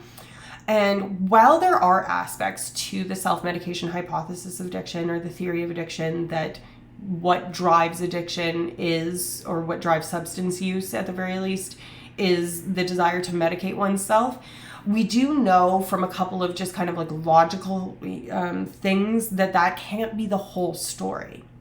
And frequently, people that are mentally ill with something that's comorbid will end up being more liable to developing an addiction, which is very unfortunate. And it's not necessarily because they're always trying to self-medicate. Sometimes it's because your brain is more vulnerable to the rewarding effects of these drugs or these behaviors or these, you know, insert whatever addictive property here. Because their brains are fundamentally different by virtue of already being mentally ill. So it's not necessarily that they're wanting to medicate the symptoms of the disorder that they already have, but that disorder by proxy actually makes them more vulnerable. Sounds kind of convoluted maybe. Let me know if you guys didn't get that. But that's a really good point, and thank you for bringing that up. And thank you for sharing what's going on with you. I appreciate that. You know, I do want to say, let's circle back because it's been an hour and 40 minutes and just remind everybody that like this might get into some like heavy areas. We're a no trauma dumping kind of place, but we are a share your experience sort of place. We want everybody in the community here to like protect themselves in terms of mental health. So, you know, do what you need to do to protect your own mental health. If you need to disengage in any way, shape, or form, I am proud of you. Go live your life. Go do the thing. And keep in mind the other people in the community here when we're sharing stuff. And know that a lot of us here, you know, have gone through some stuff. So, you know, just use your best judgment, you know? I do encourage sharing. I really value when people share their personal stories, but you know what I mean. Anyways, what is this little lightning? Oh, it's because of the thunder. I should check on my dog. Hoon, are you okay? Darling. She's not coming. She's hiding in the bathroom. Fable 4 is coming out in October. Probably just for Xbox, right? Fucking, I can't. Fighting a horse is very specific. I think I fought a horse in mine and I got a big scar on my face and I was really pissed because I thought my girl looked fucking badass. And then she had this like gnarly ass scar across her face and I was just like, why'd I have to fight the horse? Anyways. Dong Jarl, I do addiction work related as well. Actually read a paper you were on randomly earlier this week. Interesting. I know someone with the last, it's like a Dutch last name that's like, maybe I do know you. Or maybe I know of you. Anyways, that's really cool that you also do addiction research. What end of the research spectrum are you on? Are you preclinical? Are you clinical? Like, what kind of work do you do? I want to hear all about it. And thanks for being here. I love when other scientists are in here. So yeah, I think a lot of homeless people, especially bipolar and schizoaffective and schizo-related disorders, you're 100% right. You are 100% right. And something I saw recently that landed so hard with me regarding unhomed people experiencing homelessness, is we as people that even have houses, even the worst dwelling, have the luxury, the absolute privilege to experience most of our worst moments. Can you guys hear that? We have the luxury of experiencing our worst moments in private. You guys, it's getting dicey. If it gets dicey enough, I'm just going to do a little check on my phone. If it gets dicey enough, I'm going to leave the upper floor of the apartment building and go to the basement because we are on a tornado watch right now. So just bear with me. I'm going to just take a little peek. Oh, yeah. Okay. So it's like really intense thunder and lightning with no rain, which back home out west in the tornado world, when the sky is black and there's thunder and stuff like that, that's usually when twisters are brewing. But anyways, Warhammer is everything at this point. I play a bard, the Baroness of Bad Decisions. I like that. I played a bard in a one-shot that we did. What was her name? Fucking Helga or something like that? Darcy. And she was Australian too. It is, but also a PC game as well. I don't have a fucking PC. That's the other thing, is lots of the games that I'm interested in playing are only for fucking PC. And I'm just like, listen, I got a Mac for the aesthetics and now I'm like lightly regretting it because I got it like right before I decided to start streaming. And I love my little pink computer. It's so pretty. And I love the interface, like the user interface for Macs. But, sweetie, I know. I'm sorry. I keep on interrupting my flow, but my girl's hiding. Can you come here, honey? Come here. It's okay. Come here. Come play with your fox. Do you watch Fox? Come here. I'm just gonna go get pet Hoon a little bit. So just hold on. Hi, baby. Come here. Come here, baby. It's okay. Hi, honey. Hey. Come here. Come here. Come up on the bed. Come up on the bed with Mom. Come here. Come to the edge. Come here. She doesn't want to be by the windows, I think is what's happening. But hi, sweet girl. It's okay. Come here. Here. Oh, scared. Oh, guys, she's shaking. I feel so bad. Come here. Here, we're going to do a scoop. It's okay. Here we go. It's okay. It's okay. Mom's got you. My poor girl. She just put her paw on my tea and I don't even care. It's okay, sweetie. It's okay. I don't know. Oh, honey, she's shaking. I feel so bad for her. I will not let anything happen to you, my sweet girl. Do you want Mom to move your bed into the bathroom? Yeah. Move your bed into the bathroom. Yeah. BRB gotta move the bed into the bathroom. Come here. Yeah, this is your bed. Yep. Here you go, my love. There. Here you go. You have a little lay down in the bathroom. Make it safe. Yep. Oh boy. There's just lots going on. Lots going on. Bada boom, bada bing, bada boo. Sorry, I'm real behind on stuff. Dee-do-dee-do-dee. It is, but it's a PC game as well. There are 3 total Warhammer games and tons of others in historical times featuring Romans, England, Japan, and many more. Wow. Okay. Yeah, I may mention some things that might be a bit adult themed as far as mental health and speaking from the heart, hopes to improve mental health and reduce things like suicide, etc. Yeah, so I mean, I think,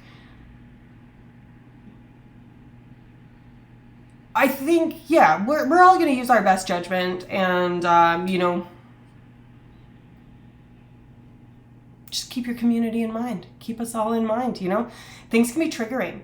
As much as it's nice for some people to share, like, trauma dumping is a thing, So we want to err on the side of, like, are we sharing or not, right? And so far, so good. So, like, tea, Props to us all.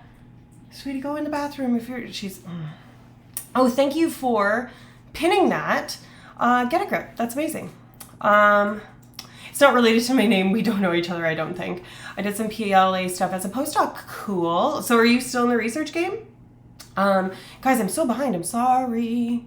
Yes, big boom, biggin, bada boom. So you guys heard it? Could you hear it? Very frightening. Hey, how's it going? Oh, hey, Joseph. I'm so sorry. I missed your entry. Hi. It's going great. How are you? It's nice to see you. We're talking addiction today, just kind of like a general primer, nothing super specific. You guys can ask me anything. We can talk about diagnostic criteria. I have my copy. I have a new copy, actually, a PDF of the DSM-TR, so the most recent diagnostic and statistical manual of mental disorders. So we can look at various different things and talk about what is addiction and isn't addiction. Or we can talk about depictions in media, or we can talk about, whatever. Anyways, and sup. So I was curious your opinion on the root causes of bipolar disorder. Could we clone humans and remove the genetic causes? I know my dad, my grandfather, they both died earlier than normal due to addiction. So I'd like for science to hopefully find the root cause and maybe we can clone this out of our situation. We're working on it. The thing is, nothing in our body systems, let alone our very she's making her bed on this and my roommate's bed, which that means she's getting comfortable, so I'm fine with that. Hoon, can you not though? I'm just gonna let it happen. Anyways, so there are genetic components to it, and what you alluded to there with your lineage having disorders and whatnot is it's not as simple as one gene. It's not even as simple as 10 genes. It's the combinatorial factors of a whole bunch of fucking things. And that's just thinking about, let's just look at addiction, this tiny little speck of mental health science, right? Even if we knew for certain all the genetic factors that had to do with that, the fact that addiction is so related, as we were talking about, comorbid with other disorders that we maybe don't know everything about, and we don't know everything about addiction, spoiler alert. But even if we did, it's so entangled and polysynaptic is what we would call it in the neuroscience game, that it's just there's so much involvement that we're pretty far off. And I don't mean to paint a dark picture. We are working on it and we've made great strides, especially in the last kind of 25, 30 years. There's been a big boom in addiction research and theory and stuff, but we don't even agree in the neuroscience field of addiction, that subsection of a subsection of science. We don't even all agree on our understanding of what addiction is and isn't, and how we define it and how we conceptualize it and what we think are kind of at the root of it in terms of theory, what's at the root of it. And we're looking at different circuits, and there are these amazing tools that we can use to examine those things, but those tools were only invented 20 years ago, and you gotta figure them out. And then of course we can only use those tools in mice, and things that happen in mice and rats don't necessarily work the same in humans. So we're working on it. But as far as cloning or using CRISPR-Cas9 to delete a gene, yeah, not possible at this point. But pupper support, yeah. Also about cloning is it's illegal, so even if I had the technology, I would probably go to international waters to clone my children's bipolar genes if possible. 98% I think is possible to get cloned out mental illness, but I see. So the root causes of lots of the affective disorders are the affective disorders being anxiety, depression, bipolar, etc. As opposed to personality disorders, which we're talking about in vulgar science. If that's juice in your orange, we just did this first part of the cluster A disorders, schizoid, schizotypal, and paranoid. And next one, we're going to do narcissism, everyone's favorite. So see you next Wednesday if that's interesting to you. But anyways, the affective disorders and their root causes are something that's it can come from so many different directions, I guess is my point. And this is the case for all mental disorders and indeed kind of body disorders, like your heart disease for a person, if we want to use like a simpler system, like your heart disease can come from smoking. Your heart disease can come from fucking working in like environmental irritants. It can come from genetics. It can come from a combination of all three. It can come from a random mutation. Like all of those things can contribute to the same endpoint. So it's such a complex picture. So anyways, your tea now has the Hoon Paw dip. Have I drank it since Hoon dipped her paw? You know what? I'm kind of fine with it. It's fucking whatever. Thank you for being amazing and informative. I unfortunately have to get jetting.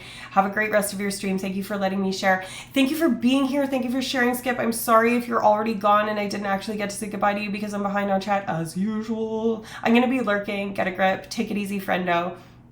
Thank you. Bye. Yes, but slower pace. I'm primarily at an undergrad institution now. Cool. So you must be a teacher of some kind. I'm guessing if you're at an undergrad institution. I really enjoy teaching / psychoms, obviously. That's who she is. That's why she's here. So that's really cool to see another science communicator, science educator. Thanks for doing what you do, spreading the good word. Everyone's saying bye to each other. ICD versus DSM seems like ICD is better. Yeah, I would say generally. So for those of you that don't know, as I said, the DSM is the Diagnostic and Statistical Manual of Mental Disorders. That is specific to mental disorders, and it's generally put together by American researchers. And that's not to disparage American researchers. There's nothing necessarily wrong with that, but it does have a very Western-centric kind of understanding in a lot of ways. Or at the very least isn't deliberately catering to look outside of that, or wasn't originally. And it's put forth by the American Psychological Association? APA, whatever the fuck that stands for. I can't remember right now. I'm sick. Give me a break. And then the ICD is the International Classification of Diseases, and that's put out by the World Health Organization. And that includes things outside of mental health disorders. And a lot of people think that the ICD is better, and I'm inclined to lean a little bit that direction. I will say they deliberately try to coalesce with one another because they know, A, that the prevalence of the use of the DSM is huge. Pretty much every doctor's office that you have ever been in your entire life or will ever be in if you live in North America or Western Europe will have a DSM. That's just facts. Lots of doctors use it, especially general practitioners, because it helps inform treatment, right? Or referrals. It's a very useful manual.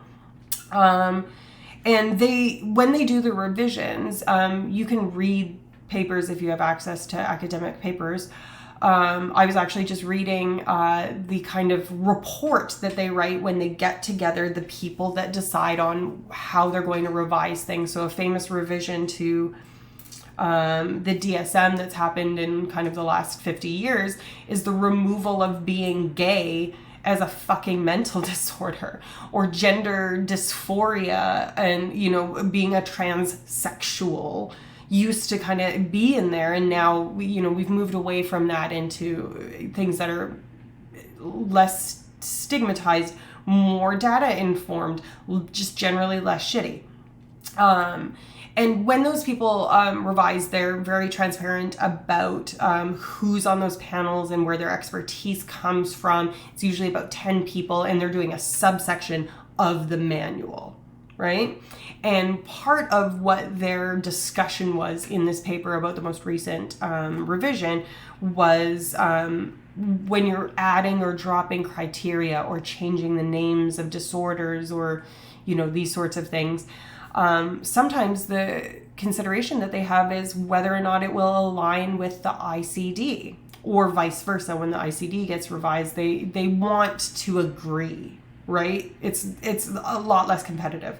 So insofar as they are different, the ICD is generally a little bit better because it has the power of the World fucking Health Organization behind it. And the APA is just, it's the American Psychological Association, right? So, you know, there's all that grain of salt to go with it. Anyways, but yeah, they're both flawed in a lot of ways, but also very useful. I've met some suspicious people I thought were 10 rats in a trench coat. Was it me? I have a trench coat. I like rats. Politicians, realtors, and lenders. I work in real estate. Cool. Many rats around those parts, or so I hear. The DSM is probably all wrong for me, at least. Just pattern recognition. It's not neural understanding. It is, though. It's highly informed by neuroscience. Like, if you read through the DSM, they're citing neuroscience that I personally know the people involved in it in the addiction subsection. Like, they are. It's just really slow to be caught up.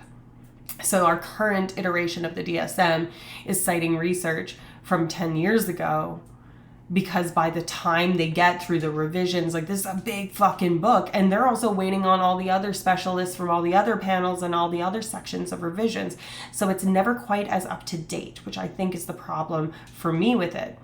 However, as you're saying, it's categorical, it's not dimensional, which is a problem. There's this whole lumping versus splitting problem in general science, which is kind of not under the purview of what we're talking about today, but you've got a point. Imagining having 500 different types of cancer and calling it all just cancer. That's the DSM. Well, yes and no. Yeah, you're not wrong. But there are 500 different types of cancer, and we kind of do all just call them cancer, right? Like, that is kind of what we do. Like, you know, oh, they have cancer. Oh, what type? You know, oh, they have a mental health disorder. You know, we're not quite there because stigma, right? But, and also we've been researching these things for different lengths of time. Mental health has only recently even become a thing in our lexicon, right? For example, how well is autism incorporated into the DSM and the variants, Asperger's, and so on? So Asperger's is no longer included in the DSM. Asperger's has been declassified and incorporated because the understanding of autism has advanced to the point where they were saying that mild autism, Asperger's, is just something that's part of the global spectrum, and that they're more similar as diseases than they are different, right? So that adds it onto the spectrum and moves towards that dimensionality understanding of diseases rather than categorical. And there's benefits and drawbacks to both of these types of understandings of things, right?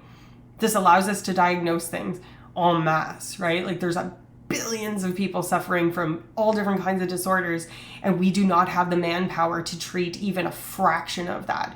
So having a categorical way to go through and be like, all right, 5 out of 6, boom, you got this disorder. This is the best way to treat it that we're aware of right now based on research. That's what you should go do. Of course, individualized medicine that's a lot more tailored would be ideal. That's not the world we live in. Right? It's a flawed tool, but it's the only tool we have, right? That's like saying, like, cars suck. It would be nice if we could fly, like, with our wings, like a bird, not in like a jet fuel thing, but like, yes. But how? Oh, nanners, I got a jet, tiny person, bedtime, and batteries dying on headphones later. Friends, thank you for being here. I appreciate you. Much love. Hi to baby. Well, not baby. Child. Tiny human. And family. Anyways. I mean, I could espouse the benefits and drawbacks of the DSM all fucking day long. But we're talking about addiction. Well, I mean, I don't even specify what kind of cancer. I imagine just having lung cancer and your doctor says it's cancer. I don't know. That's how I feel. I mean, you're not wrong. And depending on where you're from, there's like more or less access to mental health care, right? Raffle Iron Chef, my stepdad has a glioblastoma with astrocytoma characteristics that could also biopsy as an astrocytoma with I can't say those words. Those characteristics. Why can't I astral project and lucid dream? Is that even in the DSM? Well, it's not a disorder, right? Consider the fact that the DSM is only trying to characterize disorders, not just general brain function or normative or non-disordered things. This is disorders by their very nature, are things that cause distress and are pervasive and non-episodic for the most part. Like there are exceptions, of course, but to be diagnosed with bipolar, you can't just be hyper one day. That's not mania. That's on the spectrum of mania. Mania is the 11 out of 10 of hyper. Do you know what I mean? Like hyper is maybe a 2 or a 3.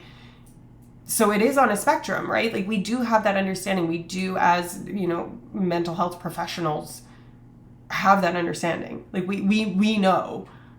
It's just the best tool we have anyways. They don't even study every element, is my point. It's very shoddy, crappy science.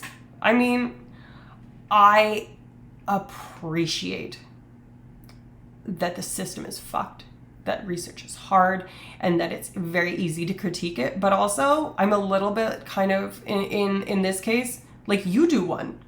You fix it. Like, it's not you specifically, but like when we have these kind of like negative spirals about things, and being like, we're fucked, there's better ways to research it, blah, blah, blah. Like, we're doing the best we can. Almost every person in mental health research, especially addiction research, is in there because they deeply care about this stuff, right?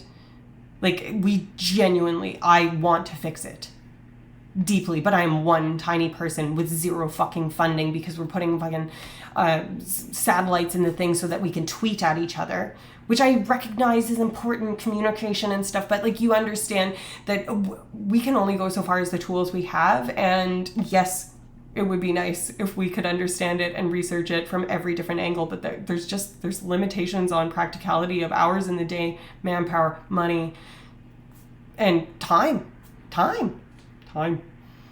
Anyways, it's hokey science to me. It's like chiropractors. I mean, you're welcome to feel that way. I become suicidal without my psych meds. Yep. Raffle Iron Chef, I am here with you big time. I will never go off my medication again, I'm pretty sure. Ever. And I've been on it for 15 years. I think I'll be on it for the rest of my life. And I'm okay with that. You know? We don't expect people that are diabetic to go off insulin, right? You can manage it a little bit with your diet, but the onus isn't necessarily on the person. We've figured out ways, like if someone has a bacterial infection, we give them antibiotics. That is the appropriate course of treatment, right? So yeah, we don't stigmatize taking medication around here. You do you, proud of you. Just because a drug worked for you, it doesn't work for many homeless people, for example, and that's the problem. It's not working. Even if we have the drug to treat this, how can you get mentally ill people to take them? These are the IRL deploy mode problems. Of course, yeah. Well, lots of those are tied up in policy. So like the anger is a little bit misguided here, right? Like we want the drugs to be tested. There's a bottleneck of research from preclinical to clinical because it has to go through clinical trials because people are fucking litigious. And also we don't want to kill people by rushing things through. So there's this balance that you have to achieve when we have these experimental, it's not proven, it's only been, experienced in a couple of things. And people are like, we want it faster, blah, blah, blah. Like, yes. But then as soon as it doesn't work and it kills someone, then, we turn back around and we get pissed at the people that are doing the research again, right? And a lot of this has to do with policy. So I want to temper your frustration here, Freedom, and remind you that this is a systemic thing, right? The world we live in arguably is very difficult from all angles. But I'd like to currently dial it back to talk a little bit closer to addiction problems. We can talk about unhomed people being more prone to addiction. And that being something that's really important. And I think this circles back to something that is a specialty area that I have from my own research, which is that your early life experiences can very much inform your addiction vulnerability later on.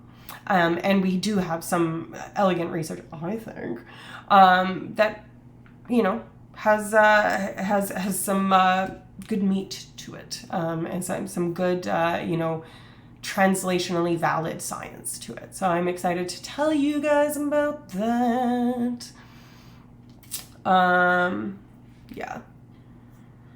Thoughts on forced injections of drugs? Have you ever witnessed a court hearing between a... Yeah. I don't watch court things because honestly it frustrates me, so I haven't watched that. And I don't know that people force injections on a whole lot of people in at least Canadian medicine. It's exceptionally rare compared to the amount of times that people are asking for drugs and not getting them. Like, people are scared of losing their licenses and getting sued. We live in a litigious world, right? Anyways, I'm gonna drop this. Anyways, a new standard that works for 100% of the brains must be designed. It's not going to happen because there's individual variability at the 800 or 8 billion people level. Every single person is different, right? You know, it's a very, very high bar. Exactly, Corey Campbell. I hope it happens. There are no 100% satisfaction guaranteed medical treatments in any field. I would argue that that's just true of life. If anyone's ever 100% satisfied with anything, congratulations. We've done it so far with the heart, with the lungs. We make fake hearts. We're not 100% successful with that.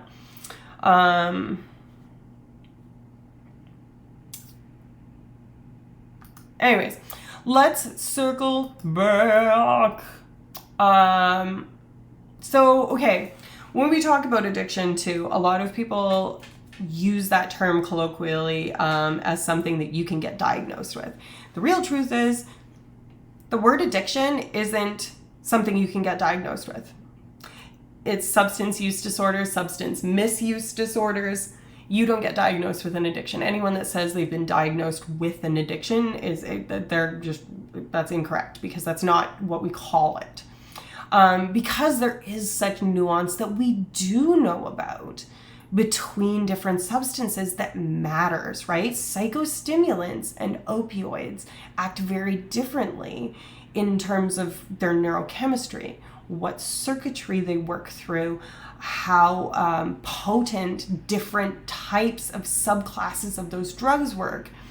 That's something that is applicable to addiction neuroscience pertaining to opioids might not even be useful relative to another opioid, let alone a different class of drugs. So what they've done is they've subpartitioned this section of the DSM, and I'm using the DSM because it's just the one I'm more familiar with, but it's something that we do have a really nice and nuanced understanding of these things at a preclinical level, and we're using that to inform these things, which is why, a lot of people think that you can't get addicted to pot, like cannabis, that's not something that is abusable, which is just frankly incorrect when you look at data. But people, there's a disconnect there, right? And if you look at the data, that's very, different than ethanol alcohol addiction or abuse, right? Anyways, I've been diagnosed with an addiction to shaking my ass. I mean, I don't really know how to shake my ass. I do have a big butt though, so there's that. Anyways, this is a cute little doodad. I love, okay, TK. I love that little dinosaur guy. I'm sorry, I'm coughing, you guys. I'm gonna have some dog foot tea. So, okay. When we talk about addiction, there's kind of a couple of general things that you can say categorize addictive behaviors versus, regular substance use, because we all use substances that can be abused and have addictive potential every day. Every single person does it. Every single person uses this. Sugar, fat, all of these things. I'm not saying that you can be addicted to them. I'm not saying that. Don't misunderstand me here, but these do have high reward potential and things where you can lose control or, take more than intended. Who hasn't eaten more in one sitting than they planned to and been uncomfortably fucking full? We all do this. We drink coffee. You know, maybe you don't personally, but my point is everybody has a reference point for this. And what distinguishes normative use from what we would categorize as, pathological use or behaviors, if you're talking about a behavioral addiction, is that something is chronic and relapsing, that it is characterized by compulsion, escalation, impulsivity, and relapse. So the first one to emerge is usually escalation. This is what I did my master's thesis in. It's kind of the first kind of characteristic feature to emerge, and that's usually increase in dose or dose frequency. When I say dose, people think about dose like a drug or, however you're taking a psychoactive substance. But the dose can be, I sat down to game for like a half an hour and then it's 3 a.m. and now shit, I'm only going to sleep for 3 hours before I have to get up and go to work. Crap. Your dose is more than you intended or planned. Or you want to cut back and you're having difficulty cutting back. That's also that. So it's dose frequency, dose duration, dose intensity, those sorts of things. That's escalation. Compulsivity is the aspect of it where you would be taking things or engaging that behavior at the cost of other parts of your life that you value. And this is an important distinction, right? Because,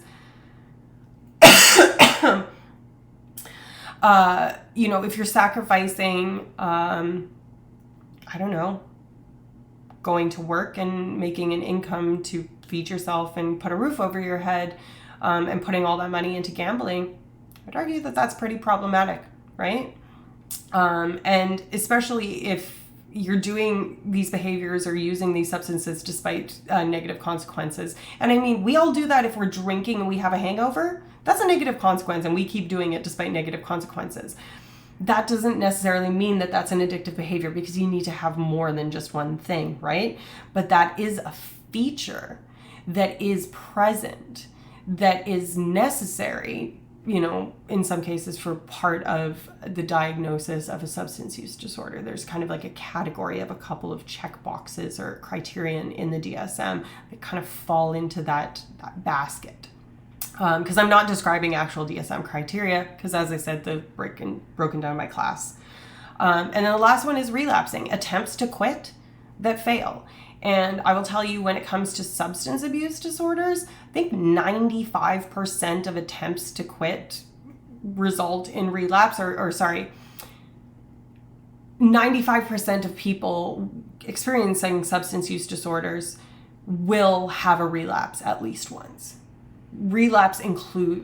Recovery includes relapse, is something that we say in the mental health game.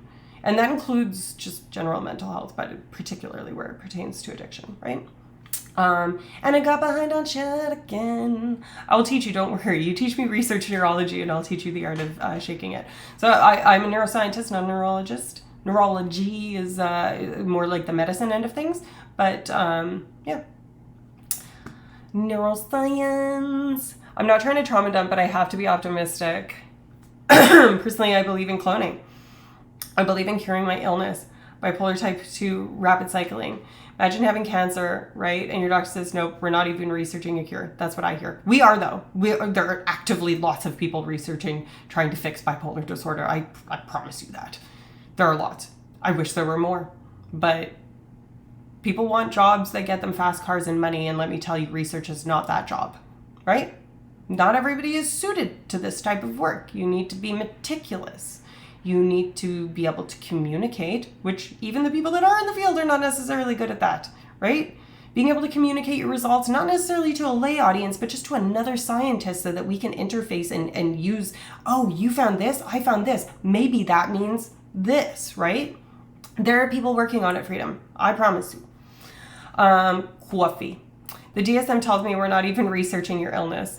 Where does it say that? No, you're being hyperbolic. I'm going to shut this down immediately. It does not say that. We are working on it. I am a neuroscientist. I'm proud of the work I do, and I won't let it get disparaged any further. I'm drawing a boundary. T. Like how many DSM? Yeah, I'm not even going to read that. I mean, I'm a big believer in atypical antipsychotics, and they work for me when I had a prolonged manic episode.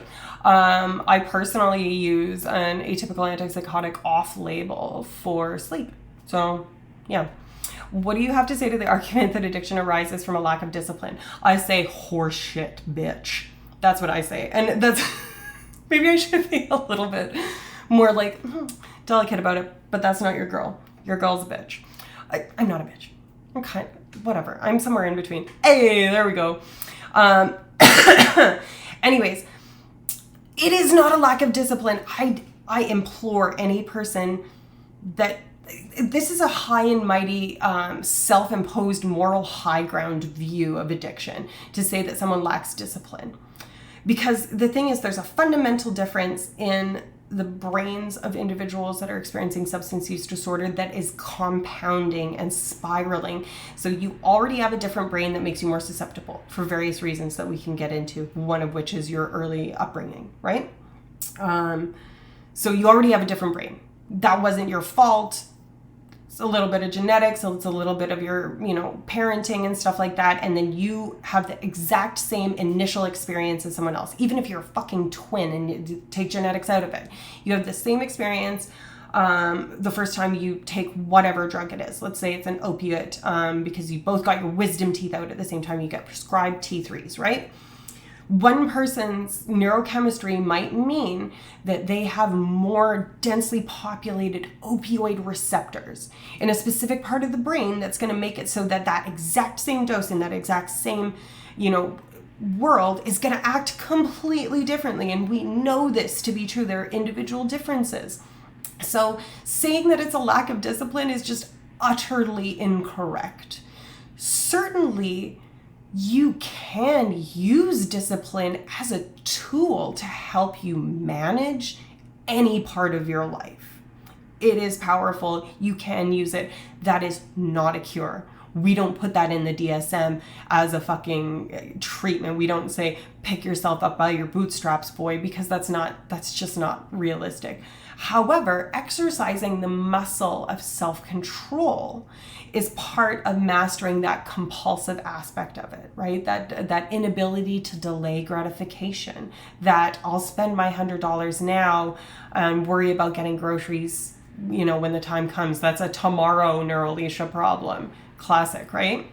We can flex the muscle of, no, do it now, right? And we've talked about that actually in different streams, in how to kind of like exercise getting motivation on board. And motivation is a huge part of addiction too, right? So, yeah. That's a very long-winded answer, but yeah, lack of discipline, my ass. Unless you do fraudulent research to inflate your CV, then you get money. I mean, and that's an outlier. Those are few and fucking far between, right? Like they exist and then they get blown up in the media and then everybody distrusts scientists. I am a scientist. I'm a good scientist. I'm a trustworthy scientist and I do good fucking work. And the fact that the lay population or even a fraction of the lay population doesn't believe in research in general because of one bad actor, we know that bad apple theory isn't true, right? That's like saying not all men, like, well, actually, just because some men suck doesn't mean all men suck. A little bit it does. No, I'm kidding. I like you boys sometimes. But you know what I mean? It's the same thing. We can't tar all people with the same brush. I'm going to defend my discipline to the nth degree. After 5 days of not sharing and yelling at my parents constantly about math and science and pure logic and Rousseau and the right to self-determination, Gideon was a nice break. I don't know what that is. It felt great, but it took me 3 years to realize it hadn't in fact solved the continuum hypothesis. Don't know what that is either. A lot of people believe that bullshit. You're an addict, just stop, boom, done, cured. That's so true. And I think that's a symptom of a cultural thing that's entirely different and is a bit political argument, which I'm not going to get into for reasons. However, I will say that that's something that's just not supported by science. People have done research about, willful actions and how much your frontal cortex, your executive, deliberate, on purpose control is involved in addictive actions and stuff like that. And it frequently is not necessarily offline. That's a bit of like a misnomer, but we do use the term. It's less online, it's less active, it's less engaged or engaged differently than, you know, an ordinary behavior, right? That's the nature of addiction, is that it's different, it's aberrant, it's not typical, right? Same argument people use for a lot of mental health issues now that I think about it. Yeah, exactly. Get a grip. That's kind of what I was getting on. It took way more than 3 years. It was more like 10 years. Too true. Problem with the bad apple that people tend to forget is that it spoils the bunch. Geodon is an atypical. Okay, so that must be a brand name, like a trade name, not a. I'm gonna look it up. Geodon. Okay. Oh, ziprasidone. Okay. Yeah. Pardon me. I'm burping again. Interesting. I've never heard of that trade name before, because they're different trade names in different countries, right? So the fact that I don't know it doesn't mean that it's like not a thing. I know about ziprasidone. You know what I'm talking about. I'm tongue-tied. What's happening? Why am I moved over? What happened? Why am I over here? Guys. Oh.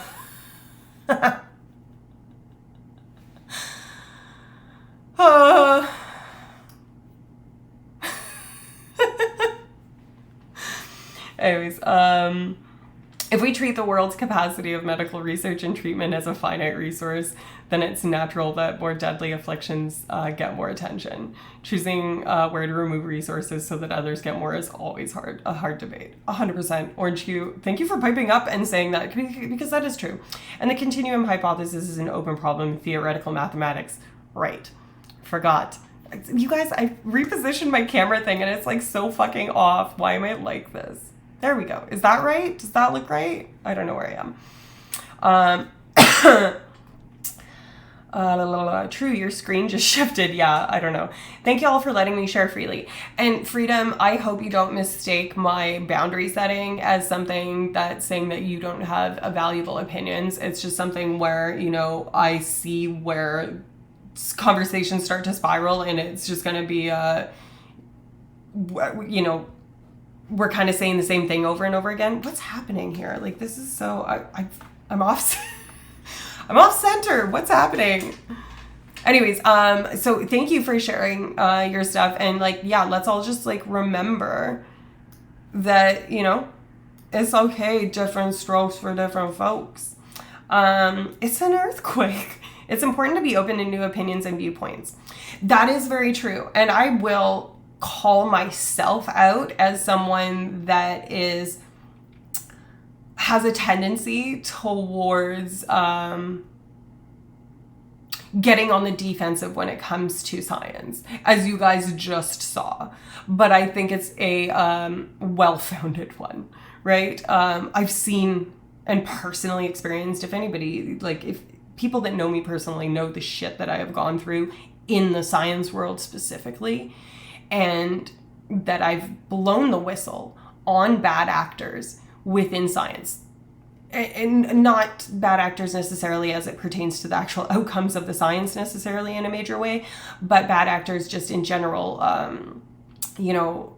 And I guess my point is, it is so easy for people to point fingers, and, you know, I had to hold my head high and turn the other cheek and, you know, not engage in rhetoric that disparages something and discourages me from wanting to continue in a discipline where I know I can make a difference, right? And it's really easy to get into that hole. It's so fucking easy to get into that hole. That's depression in a lot of ways, right? That hole digs itself. So I am actively trying to flex the muscle of, I'm not going to let that hole be the hole that I live in. I can have that hole in my living room. I can have that hole on my street. It can be a big fucking hole. It can be a sinkhole that can, you know, have 50 cars in it. But you want to know what? I'm going to take the back door and walk through the forest to work then. I'm not going to go near the hole. Do you know what I mean? I'm just realizing how fucking clippable all of this is. You guys know what I'm saying, right? You know what I'm saying. Anyways. Don't be so open-minded that your brain falls out, though, Corey Campbell. Yeah, it's important to have principles. So, yeah. Did you ever take dance lessons? I have no rhythm. I'm so rhythmless. And I'm fine with that. Gets net. Actually, yes, I have autism and it helped me overcome a fear of human touch with strangers. Oh, dance did. I was like, what? An earthquake did? I don't know what's happening. That's really cool. That's really cool. That's an interesting thing.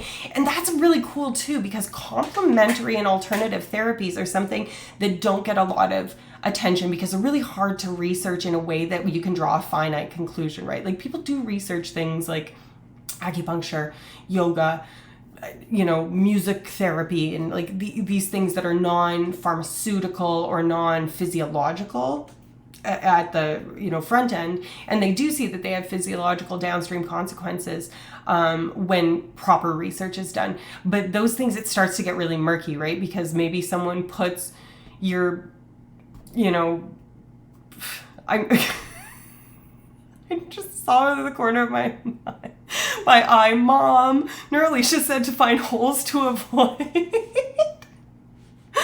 Anyways, I don't know what I was talking about. You're really good at metaphors. Thank you, Orange Hue. I appreciate that. I'm glad that you liked the holes. I almost said I'm glad that you liked. I'm not going to even say it out loud. I don't want it to get clipped, but that would have been funny. I really believe in the scientific process, and I believe in us going forward together, especially with the power of the internet. Yeah, and that's good. And I'm glad that you can temper the pessimism with a bit of hope, right? There is a light at the end of the tunnel, and we have to keep that in mind because it's so easy to get fatigued with caring when it seems really dark out there. And I understand that in a huge way. So as a community, I just want to give us all props for, acknowledging all of these very true things, and that it's easy to get murky, and that, we've come around to a place where we're talking about holes. So congrats, y'all. Congrats me. It all really boils down to holes. The film starring Shia fuck that guy. Anyways, I'm grating cheese. Someone clip here. Why are you grating cheese at 10:16 at night? Are you making nachos? Can I have some? I'm jealous. I have cheese. I got it at Costco. Nothing is scary after you've danced with a beautiful stranger, looked in their eyes, and touched them in a structured environment. I don't know why I find that so funny. It made me think of the song Beautiful Stranger by Madonna, which is hilarious because I was at a show last night where they were talking about it. Anyways, I love touch in a structured environment. That sounds great, honestly. And I'm glad that you found something that works for you. And I'm glad that you found medication that works for you, and complementary and alternative medicines. These things are all supposed to work in concert with each other. There is no silver bullet. Pizza? Pizza? I love pizza. My mom insisted that I needed to participate in society even when it can make me uncomfortable. I jumped out of a plane once. Layla and Sean just did that like a couple months ago. I didn't like the feeling of the parachute harness pinching my thighs. That's fair. I would never do that. I have zero desire to do that. I wouldn't, maybe not never, but like it's so low on my list of like weird things I want to try. Mac and cheese. Oh, you guys are making mac and cheese for the chalet. I love it. I can't wait to eat it. Your girl's just bringing a bag of fucking corn chips and some dips. So there are two types of people in this world. Braver than me. It's good to get out there. It makes the world feel smaller in a comforting way it can. Clap. I'm actually going to go out to a work party later where there will be drinking and it'll be real loud, but I'm getting all my social interaction now, so I don't feel the need to search for it there. That's good, and I'm glad that we can be part of your kind of like safe space, I guess, or your kind of like mental structure, your schema, your world. Yeah, I couldn't imagine what it would be like to be like not socially stimulated in like I don't want to say a normal way, like a neurotypical way. And you know what, sometimes I say that knowing that I do have mental situations that make my method of socialization different, but it masks very well as just being charming and gregarious when really it's a little bit of neurospicy in there. But you want to know what? We make it work for us, right? I guess I'm saying I just couldn't imagine what it would be like to not be able to like click on and be like, okay, we're in social mode and we have to do this, and just like do the thing. I don't know. I know my sister is very much that type of person that's very uncomfortable. She doesn't like social situations. She has no desire to do it. And I know a whole bunch of people in between those things, right? And it's such another world to me, right? Anyways, can I come? I'm hungry. Me too.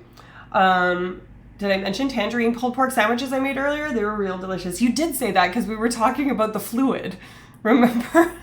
And I was like, cerebrospinal fluid, and you were like, well,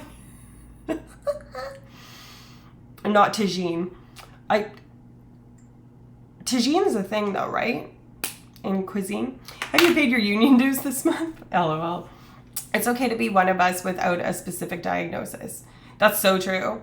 And you want to know what? I'm sad Nanners is gone, because that is such a fucking good point.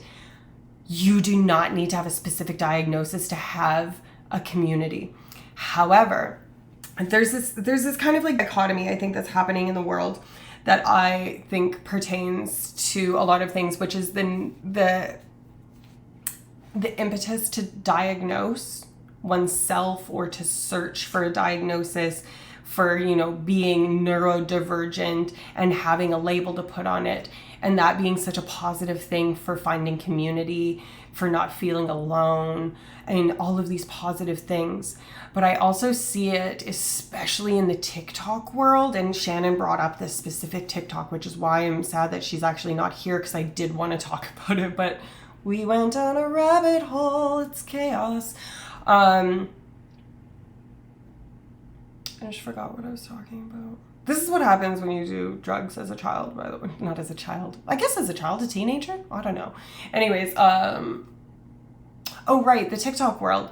Well, it's nice to find community and to find understanding and to be like, feeling like you're not alone in the world, and having a better understanding of like why your brain works this way. I do see it getting misappropriated, miscited, misinterpreted frequently. While people are citing, they're like, this paper says this. I'm like, no, it doesn't. It actually says nothing of the sort. It sometimes even says the fucking opposite. But that's the problem, and why I think neurocommunications snaps for her. Snaps for your girl, Rich. Why I think neuroscience communications or psychoms is so important is because the jargon that they write in, #rant, is something that can be so easily misinterpreted if you don't understand the application that we're using these words in, like habit. People talk about habits and addiction being the same fucking thing. Even like kicking the habit being a way of like quitting addiction.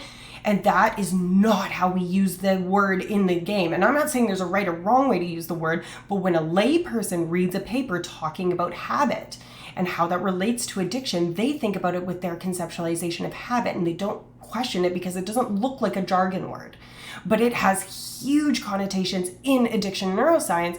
So they went and they run with it, and they're making all of these big, grand, sweeping things about ADHD brains and habits and abilities to do things, and creating this world where I think people are like, my ADHD brain is different, and that makes it so I can't do things the same way neurotypicals do. And I think that's dangerous because it can become a self-fulfilling prophecy.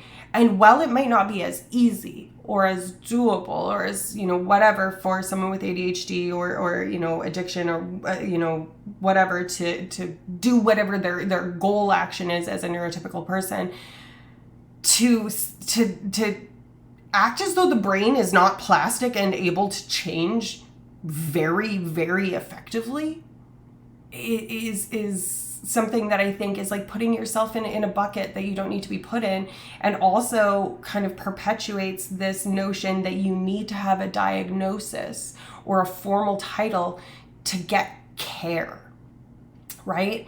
And I think that's the world we live in, and this is me critiquing it. I hope we get to a place where you don't need to have depression, capital D, depression, TM, for people to care when you're fucking down. You don't need to be medicated. To talk about Skip's thing earlier, you don't need to be a 10 out of 10 for someone to care. You don't need to be in crisis to want to care about your mental health, which is why I'm always ranting about everybody can benefit from therapy. You don't need to be in crisis to deserve care. And I know that there's barriers to it, and I want that to disappear. And I think that it's a problem with perpetuating this idea of diagnoses and labels, because that encourages us to need that, to do that, instead of destigmatizing and disintegrating these kind of labeling things and saying, you know what, you just deserve care. You deserve that people care about you anytime. Mental health matters all the time. You don't need to be bad for me to care. I want you to be happy. You don't even need to be bad of any sort. I want people to thrive. Ugh, anyways, yeah. That was a rant. Sorry, not sorry. It was a really juicy sandwich, lots of sandwich. TikTok is wild. People misquoting research? Never. Nothing, darling. Right? Scientific consensus agreed that lead gasoline was safe from the 1920s to 60s. So that means science in the universe/time meant lead didn't hurt humans, right? And loads of science professionals took them checks, money. Same thing with brains and quantum today. Well, and here's the thing. Science by nature is designed in an ideal world, which we do not live in, to be kind of self-correcting. And the very nature of any scientist worth their salt, and we have a couple scientists in the chat, or at least we did earlier, Corey Campbell at the very least is here, we update our theories when we find conflicting evidence. The very nature of the scientific method is trying to reject our alternative hypothesis, or sorry, reject the null. We're actively trying to disprove ourselves all the time. That is what we're trying to do. We're saying, I believe this. Here's a way to test if that's true. And only if this, then that. Is that true? If we fail to meet those criteria, we can't say for sure that that is this. However, what we can say based on other people's research is beat bada boot bop, right? We update our OS. We're Windows 95 one day, 98 the next. What was that one that Windows did? It was called something. It wasn't a number. It was like a thing. Anyways. Incentive exists to keep people in this state 100%. But again, we're getting back to like a system thing, and we're getting back into the philosophical debates, which, you know. News clues. Click link and see Neuralicia on her soapbox. It's good to be back to normal. Welcome, News clues. Hi, hello, how are you? Good evening, or whatever it is there, soapbox. Yeah, you know what? Deal with it. That's who she is. Safe is a scale for things to be compared on with other accepted daily risks. Yeah, well, and it's funny that you talk about that, because the way that we approve drugs is we make sure that they don't kill people first, right? They have to meet that criteria before we can even look at how efficacious they are in human beings for the treatment of the disease that they're formulated to treat. That's how clinical trials work, right? And lots of them do not make that hump. We're not even just trying to make sure we don't kill people. We have to make sure we don't cause harm. End of sentence. That's a high fucking bar. Think of all the side effects that we have in things, you know, and those are we're getting off topic. I love a rabbit hole, but like we're getting lost in the sauce, people. We got to get back to the lettuce. We're lost in the sauce. Here on the internet, we greet each other, good time zone, and what a lovely gender today. I like that so much, Ruffle. That's hilarious. Question: how is the quantum state of any brain or the quarks of the atoms of that brain supposed to be observed in your ideal reality? Jesus Christ, get a grip. It's 10:30. Don't be quantum quarking me. Don't quantum quark me. I don't need that. Don't quantum my quark. This isn't physics. I don't know. I don't know. I love how outcome-oriented psychology research is. I finished my cheese, ma'am. Sir, you want to know what? I desperately would love to listen to you do a stream about the stuff that you know about, because I want to know about the quantums and the quarks. I don't want to be asked about the quantums and the quarks. I want to listen to someone else talk about, like, oh, fuck's sakes, I always butcher this guy's name, and I know it. Michio Kaku? The physicist? I could listen to that man talk all fucking day long. I still don't know anything about physics, but Michio, yeah, exactly. But man, oh man, you need do that, please. Good evening. Great question. I'll have to think a few minutes. Oh, wait, hold on. You were asking Fried. Okay. I thought you were asking me. I was like, sir, do you know who you're talking to? Anyways, you guys can have that little chat. And I'm going to go back to my notes here and say, let's talk about some of the other aspects of things that I wanted to get into, just kind of as our primer on addiction. We were talking about the things that characterize addiction, and I wanted to talk about, because this is part of my previous research, how your early life experiences can impact your addiction vulnerability, and how that might happen through changing some behavioral traits, and how a lot of people use behavioral traits to mean personality, which is another misnomer and disconnect between the way we use words in science versus a lay usage of it. And this isn't to disparage lay usages of words. It's just saying that there's a disconnect there. So we're comparing apples to dishwashers in a lot of cases, right? I gotta go. The work party. Bye now. Enjoy your quarks and brains and stuff. Thank you so much for your contributions and sharing your personal experience, and good luck at your work party. We appreciate you. Thank you for being part of the community. Thank you for being here. Hopefully see you at Vulgar Science on Wednesday or next Friday, or whenever you're back. We're welcome anytime. Until we have machines that can measure, Jesus, you know what? I'm just gonna leave that one. Lots of fun. Read incredibly annoying quantum effects and Jesus Christ, you guys. Apples to dishwashers. I always confuse the two. I mean, you and me both, Muse Clues. I constantly, I take a dirty cup and I'm like, where's my apple? Just kidding. But happy partying. Yeah, so some of my master's research, the majority of my master's research focused on opioids specifically, because you can't do every single drug, because you're not allowed to have that much drugs in one place because they're illegal and the government won't let you do that, is one of the reasons. But Corey Campbell, you were right on the fucking nose. I was just about to talk about adverse childhood experiences and the ACEs study. So you probably already know this, but there's some interesting neuroscience research about ACEs and brain changes in development. So I'm about to talk specifically about how adverse childhood experiences not necessarily change like brain neuroanatomy. I'm not going to get into the nitty gritty of that, though I will get into the brain nitty gritty when we talk about specific substances, if that's something that people are interested in.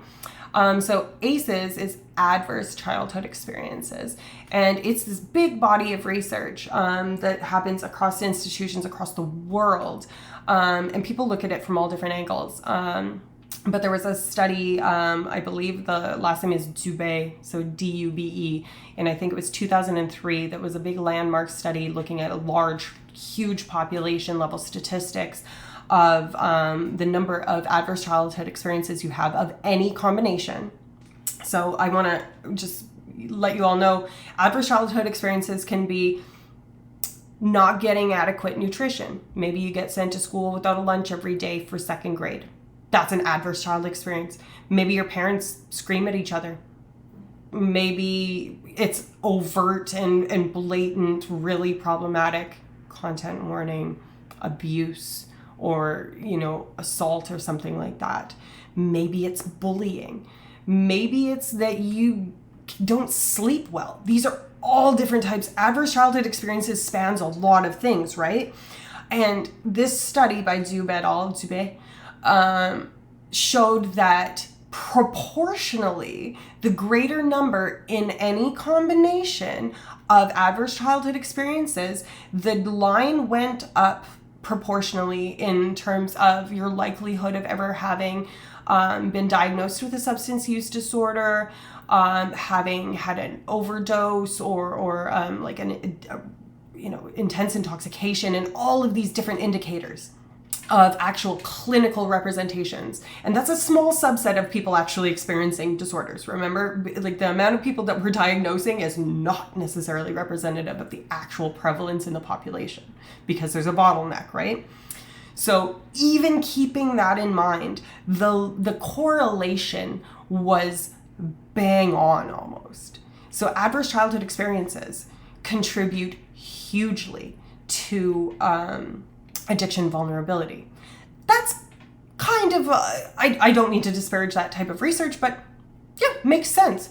If your childhood sucked a little bit, you're a little bit more vulnerable to addiction. If your childhood sucked a lot, you're a lot more vulnerable to addiction. Doesn't necessarily mean that you will develop an addiction, but, chances are you're going to have a tougher time battling it if you end up facing that, right?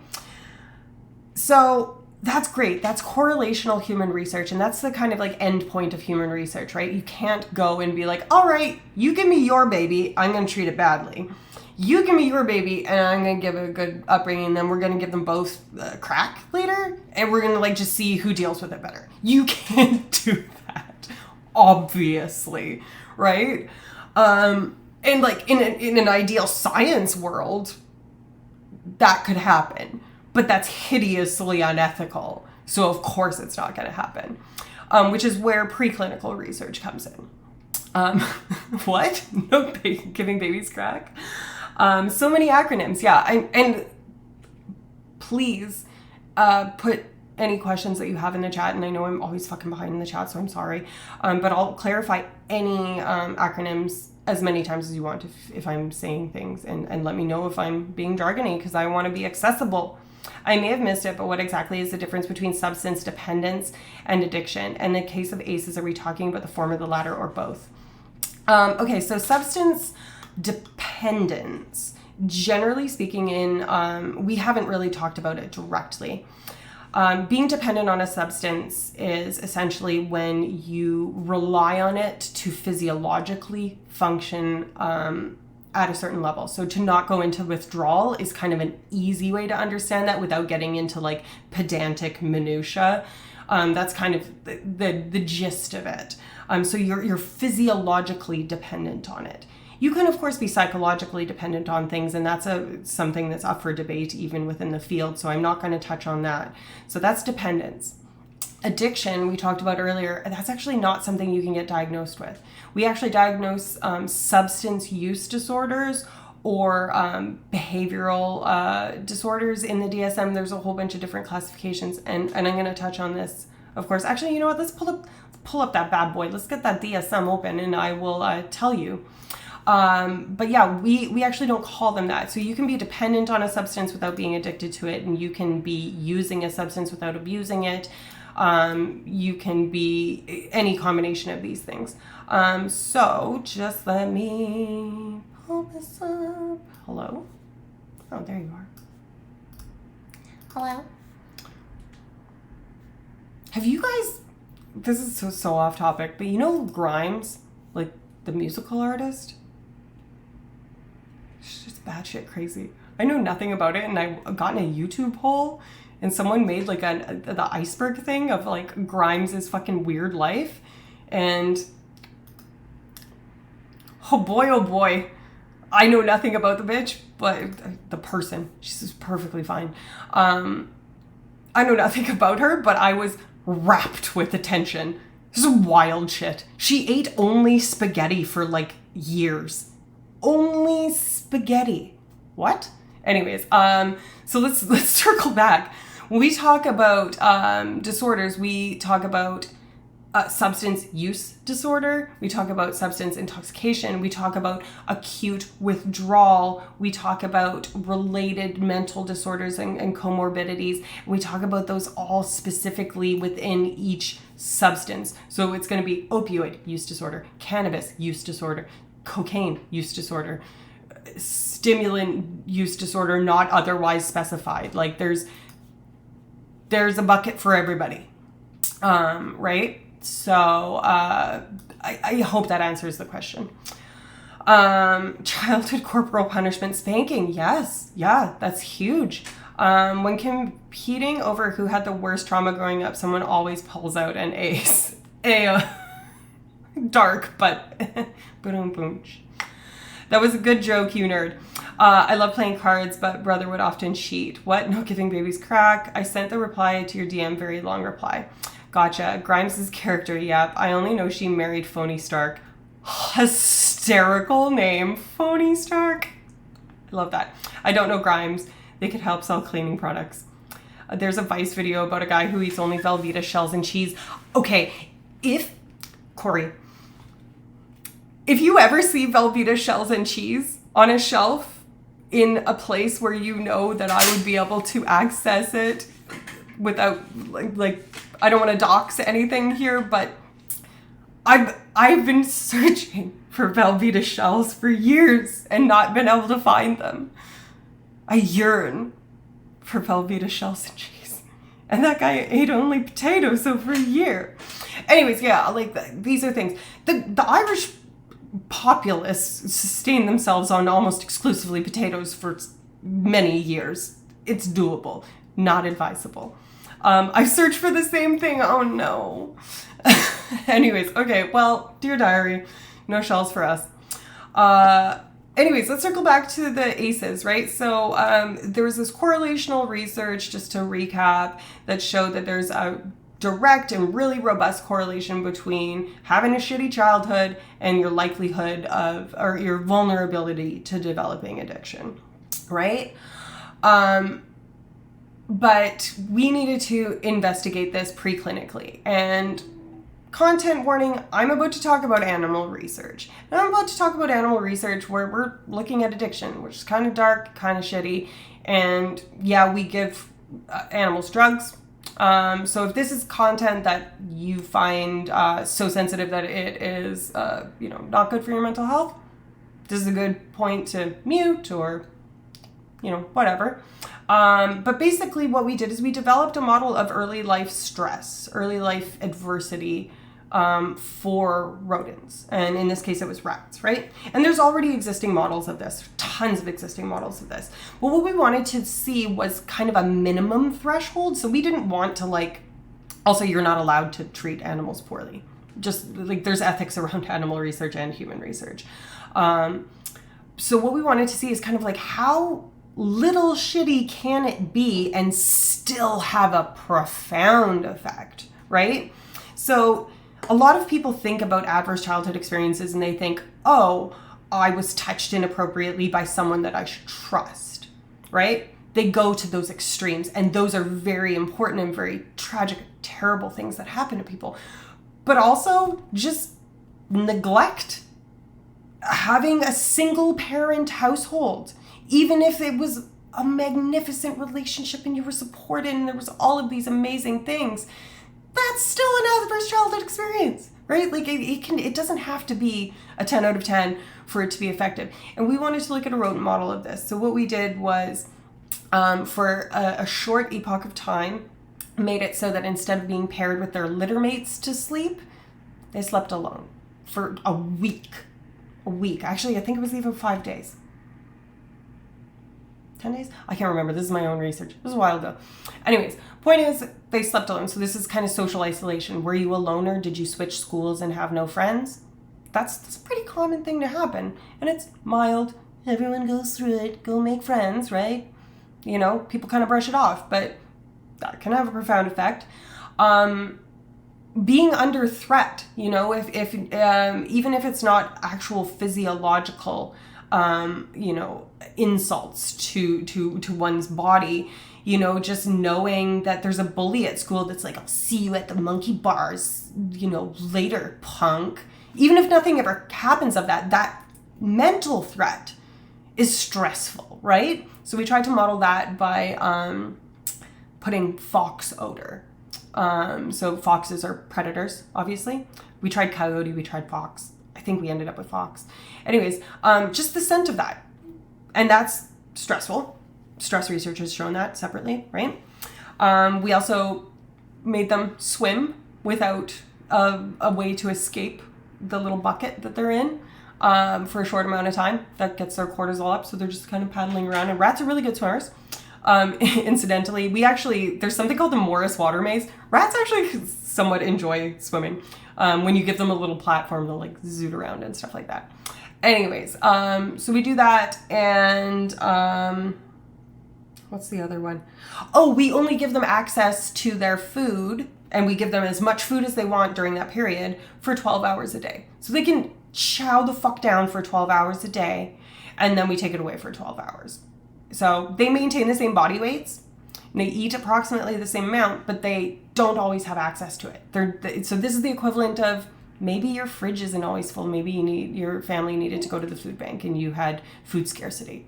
Also very common and mild by comparison to other things, right? So we developed this model, and we made it for a very short amount of time at what we believe to be a sensitive period in what we think is analogous to peri-adolescence. So this is kind of like early teens, tweens, right? So insofar as that exists in rats, big caveat, obviously, what we did is we, gave them that for, I think it was about a week. Certainly wasn't like super long. And then we put them back with their litter mates and let them carry on, and didn't touch them until they were adults. So this is like 65 days later, because rats don't live as long as us. And then what we did is we gave them the opportunity to take drugs. We did it with cocaine, we did it with opioids, a bunch of stuff. And then we looked into a bunch of other things. There's some intermediary stuff, but I don't want to get too behind on chat just in case there was any questions about that. Amazon and Bezos are your Velveeta friends. Only if they have it in Canada. I don't want to pay import fees on fucking Velveeta. I can make my own Velveeta and shells. I just got to get the shells in the Velveet. I just had a light bulb moment that I could...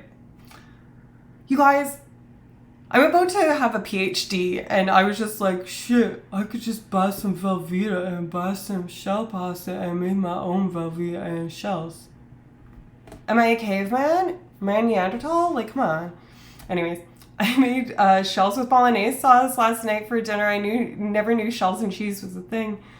I get a sense AI will eventually break new ground for interpreting animal feelings, changing how we use them for science. Ooh, that's a whole different ball of wax, but maybe. I love your light bulb moments. Do I have a lot of them? That's the only one that I can recall. And the Velveeta is fairly cheap online. You can get the 4-ounce sauce packets for a few dollars if you look. Do they ship to Canada? Mac and cheese is so fucking good. Honestly, just a little bit of KD. I'm into it. Anyway, so everybody's following this, rodent thing that I'm talking about. So they grow up, they're adults. They had that little, stint of shitty time. And then we give them the opportunity to self-administer drugs. And what do we see?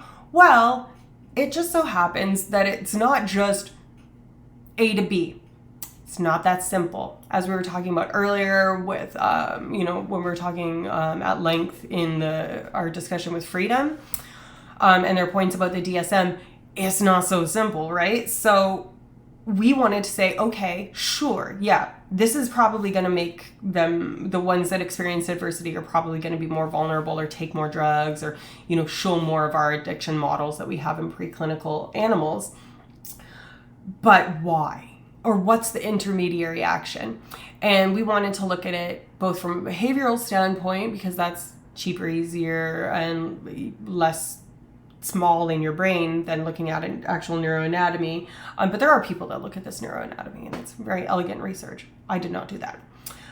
we wanted to see, does it change addiction-related behavioral traits? So when you think about an addictive personality, you think about someone that has no ability to delay gratification, right? They're like, they don't save up for things. They spend every penny they have as soon as they get it. Highly impulsive, right? Like they, whatever. Okay, DK, I gotta bounce. Have a great weekend. Thank you so much for being here and for your contributions. I appreciate you. Hopefully see you soon. Annie Shills and Cheese is decent. That's true. You were looking happy bouncing. Yeah, so we were looking at these behavioral traits, and as I was talking about earlier, there's kind of those compulsive and relapsing, etc. Aspects to addiction, but there's also the highly comorbid disorders like anxiety disorders and depressive disorders and stuff like that. And a lot of people think about addiction in terms of sensation seeking, like adrenaline junkies. Even the term junkie, like adrenaline, think about that, right? Like our conceptualization of addiction includes all these things. And there's research around that. So we were like, okay, let's look at our best estimation of that in animals, which again has been validated by other people and used by other people. So we looked at their impulsivity with a little rat impulsivity task that I can get into if you guys care about the nitty gritty details. I'm happy to talk about it, but tested them for that. We tested them for anxiety. Basically, rodents show anxiety. We presume it's anxiety by hiding in corners instead of being out in an open field, because if they're anxious about predation, they're going to hide as much as possible, right? We also evaluated their preference for a novel area versus a familiar area. And then we looked at this last one is really important. We looked at this is very jargon heavy, their attribution of incentive salience to reward cues. That basically means their sensitivity to paraphernalia that's associated with the substance. So if you are addicted to cocaine, straws, fucking snoot spoons or whatever they used in the disco era. If you are, crack smoking, lighter, cigarette packs, if you're a cigarette smoker, the smell of coffee, any of these things are cues for that drug, right? And there's differences, there's trait level differences in people and animals' level of their sensitivity to these cues. And that's a trait that's really important to the newest and I think most comprehensive theory of addiction. And basically, we test that and we kind of put them on the scale of how they call it sign tracking, but how cue attracted are you? How magnetic is that specific thing? If you see the lip balm, do you want to put the lip balm on, or are you just like, there's some lip balm? Me? I'm addicted to lip balm. No, I'm not. But anyways, incentive salience. Yeah, here we go. My man knows his stuff. Anyways, so this theory was, I don't want to get into the theory before I finish talking about the research that I was talking about that I did. But I do want to give big ups to the people that, pioneered this research. Incentive salience, the incentive sensitization theory of addiction was pioneered in Michigan by doctors Terry Robinson and Kent Berridge, both of which are magnificent people. Particularly Kent is one of the most brilliant minds of science that I've ever seen and a very good science writer. He writes very accessibly for people, which is something I obviously admire hugely. In any event, so what we did is we looked at all those traits, and what we found was, and we did this in a pretty big population of rats, what we found was basically that the main one that kind of connected the later increase in opioid use in this case was the attraction to reward cues, which was unsurprising to us. We didn't find it in the other ones, which was interesting because with that amount of, with that sample size, we have a great power, we call it, to detect small differences. So, not finding a whole lot of, big effect sizes there was kind of surprising for us. But what we also found was that it's sex specific. So we know about sex differences in addiction research day to day, kind of thing. You know, you hear about like men are more vulnerable, which is not true.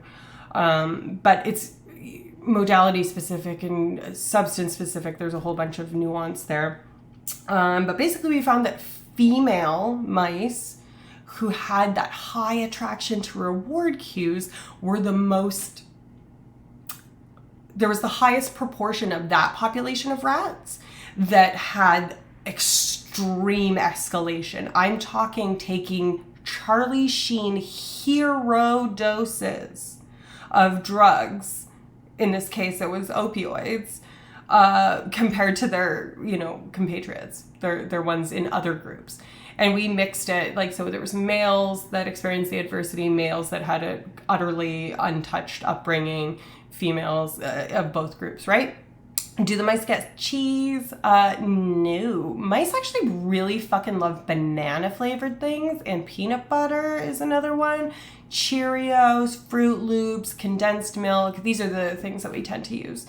I don't know where the cheese thing came from, but anyways. What kind of life do the mice live? I was just curious. I've never seen an animal-involved experience. So it depends on the institution, but for the most part in the Canadian ethics protocols, you want to know what's funny, Freedom, about bananas is the scent of fake banana smell called, and it's mainly a component or a compound called N-pentylacetate, actually stresses out male mice. Male mice are scared of the smell of bananas. Isn't that hysterical? I was a co-author on research that just came out last year showing that, which is hilarious. What? No way, bananas and PB. I mean, honestly, who doesn't love bananas and PB besides people that are allergic to PB? Anyways, depending on the institution, mainly these mice are living in cages with, there's like different types of bedding to give them like tactile enrichment. They get to like make their little nesty stuff. You can kind of picture like a hamster cage that you would have if you had a pet hamster growing up. What's up, sweets? My dog just whined. And they have like a little house or a little tube. Lots of times it's like a kind of a tube that they like to like curl up in and stuff. And then they usually, depending on the model animal that you're using, mice or rats, the cage will either be huge or small, because obviously you don't need as huge a cage for mice. And there'll be food on top and a little water sipper in there. And they live with usually at least one other. It's unethical to house them singly unless it's part of your experimental protocol, and you need to specifically justify this across like 90 pages of protocol. Yeah, so that's it. I'm not the biggest fan of banana and peanut butter sandwiches, but you do you. I don't even sandwich them. Sometimes I just like take a scoop of peanut butter and a banana and just like at the same time. Anyways, that's who I am. Hold on, I gotta just like check on this dog. Woof. What's up, pup? She's usually, I don't want to say the thing because I'm trying to teach her that the words that she uses, she like button presses, but I think she wants to do the thing where you're not in a building. Is there a standard mouse or rat? That's a great question. That tracks chaos level verified. That's so true. I didn't even think about it. So yes and no. There's a couple different strains of mice and rats that we do tend to use. In rats, there's usually Sprague dolly rats. These are white rats with red eyes, the albino rats. They're usually a little bit easier to handle, like they're a little bit more kind of like friendly and stuff like that. There's also Long Evans rats. These are rats that tend to be, they're called hooded. So they basically have like a little color, like their face and back has a little color, and then it kind of covers their shoulders like a little like monk hood. And then the rest of them is white. Of course, their tails are pink or whatever, flesh colored. And yeah, so those are Long Evans. They also use Wistar rats. which are also albino rats. And honestly, I don't really know a huge distinction about Wistar rats because I don't know a whole lot of people that use them specifically. I don't think there's any really meaningful differences. It's a lot of the times just about access to colonies and stuff like that. Within the mice world, there's generally two that we use. There's a C57 Black 6. I genuinely have no idea what the 57 stands for, what the C stands for. Black is because they're black, and 6, don't know. I honestly, these are things that I probably should know, but I genuinely don't. And then there's, so those ones are black. They're usually smaller. This is going to be like what you would recognize a mouse to look like, a field mouse. And then there's CD ones. So C, D, like the letters consecutively in the alphabet, and then the number 1, CD ones. And they're white. And people frequently think that, especially fat CD1s, are baby rats because they look like baby Sprague-Dawley or Wistar albino rats. They are white with red eyes as well. Okay, sweetie. Hi. This dog might need a bio break. And we're at 3 hours. We're at 11 o'clock. But I'm not done yet. I was going to stream for about longer for once in my life. If y'all are interested. But I might have to take her for a little bio break if you guys can hang on. Redeemed hydrate. Yeah, let's do it. Is there a standard mouse or rat? Is that rat calibrated? You don't want to accidentally use rats that had aces. Well, and they're behaviorally different. They're distinct. Okay, she's laying down to chomp her bone, so I guess we'll wait if she bothers me for a bio break again. And then I'll do it. If she does it again, which she will, then I'll do it. Yeah, so anyways, that's the kind of gist of it. And I guess, yeah, this is a good kind of segue into the incentive sensitization theory of addiction, which is my personal, I don't want to say favorite, but that's the one that I think does the most holistic, answers the most questions, and has the fewest holes in and amongst the kind of like canon of historical views of addiction. I do feel like I'm equipped to talk on this because, hi, my darling. Okay. Because I wrote a book chapter on it with another specialist, 2 other specialists in the field that I highly respect. So I'm happy to get into those series of addiction, but I'm going to do it after the bio break. Is that something that you guys want to hear about? Like, do you guys care about theories of addiction? You guys, I have my view count turned off, so I could be just talking. It might just be you, Orange Hue, and Get a Grip and Muse Clues. Actually, that's 4 people. That's how do you count? Is that 4? Oh, and Donna Jarl. Anyways, yeah, I like learning about this. Okay, well, if you guys can be patient, she'll probably pee pretty fast because she doesn't like being in the rain. So, should I put it back on my starting soon screen or just let you guys observe my background? I'll let you guys observe my background. BRB. 13. Oh, wow. Well, thanks, lurkers. I'll be right back.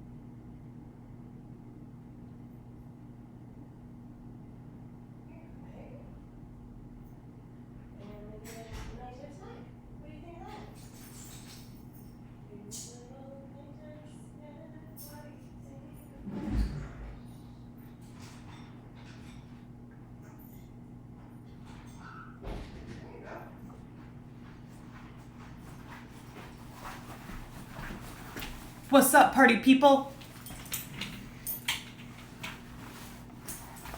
Can you imagine being one of my neighbors? Just hearing me occasionally say things? Anyways. Ghost aliens. You guys, did something happen? I've been waiting for the addiction series for ages. 100% watches this later with my partner. Oh, that's so sweet, Muse Clues. You almost sound addicted. Well, that's the difference. He probably wouldn't sell, personal belongings to watch me or take more doses. Anyways, guys, quick. We need to come up with a list of unreasonable things that happened while she was gone. Is her microphone on or is it using the internal PC? Sorry, I should have muted my mic. I didn't think about that.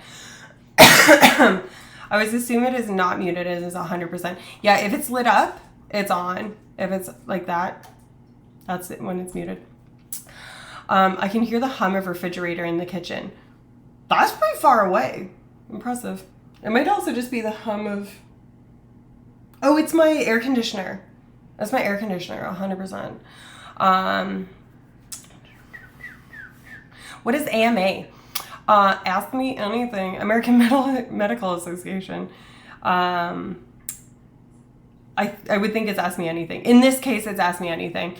It would be like a bonus stream if I hit that. I actually lost 2 followers today. I don't know, like not during the stream, but like earlier, like I came and logged on and was making sure that things like were in the right spot, and it was 182, and I was really jacked because I really like Blink-182, the band. So I was like, sick. That's like fortuitous. And then I came back onto stream. I'm like 180. Ooh, ouch. Anyways, whatever. That's fine. I'm in it for the love of the game, baby.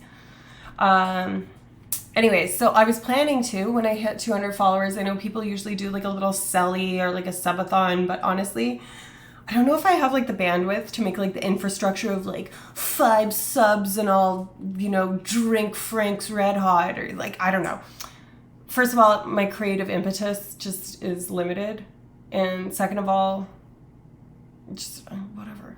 I figured an Ask Me Anything would be fun. I could do it on a bonus day. Like it wouldn't take up one of the series days on Fridays. And there's been days where I'm just like, oh, it'd be cool to stream tonight. But like, it's not like on the schedule.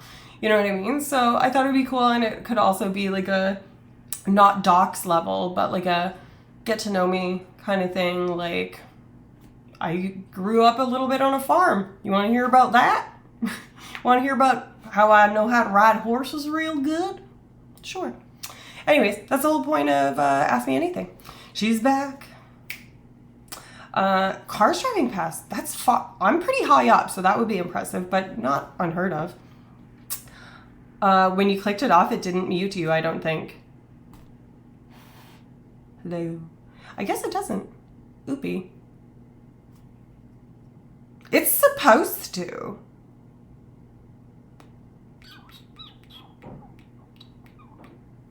Interesting. It used to. It sounds like you're using a different mic than you think. Are you fucking kidding me? No, this is my Fifine mic. 100%. This is it.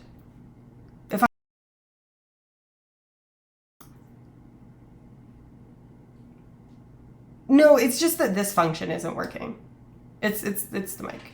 I don't think you guys, I'm not using the wrong fucking mic.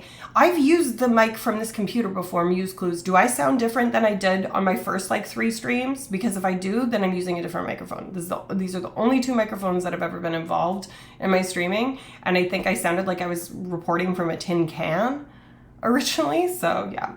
Anyways, it certainly does not mute you consistently. Hijinks. Honestly, it's also like it's a fucking $80 mic that I drag back and forth to Layla and Sean's basically weekly. So honestly, it just might not work properly. But it's pink. Lost followers. Obviously, you need to defer more bombs on stream. Oh, diffuse. You mean? Oh, that was so fun. I would play that game all day long, especially like with Layla and Sean. Like I'm not good at it, but it's something that I'm comfortable not being good at, and I'm like, oh boy. you know? I just get juiced. Oh yeah, that was silent.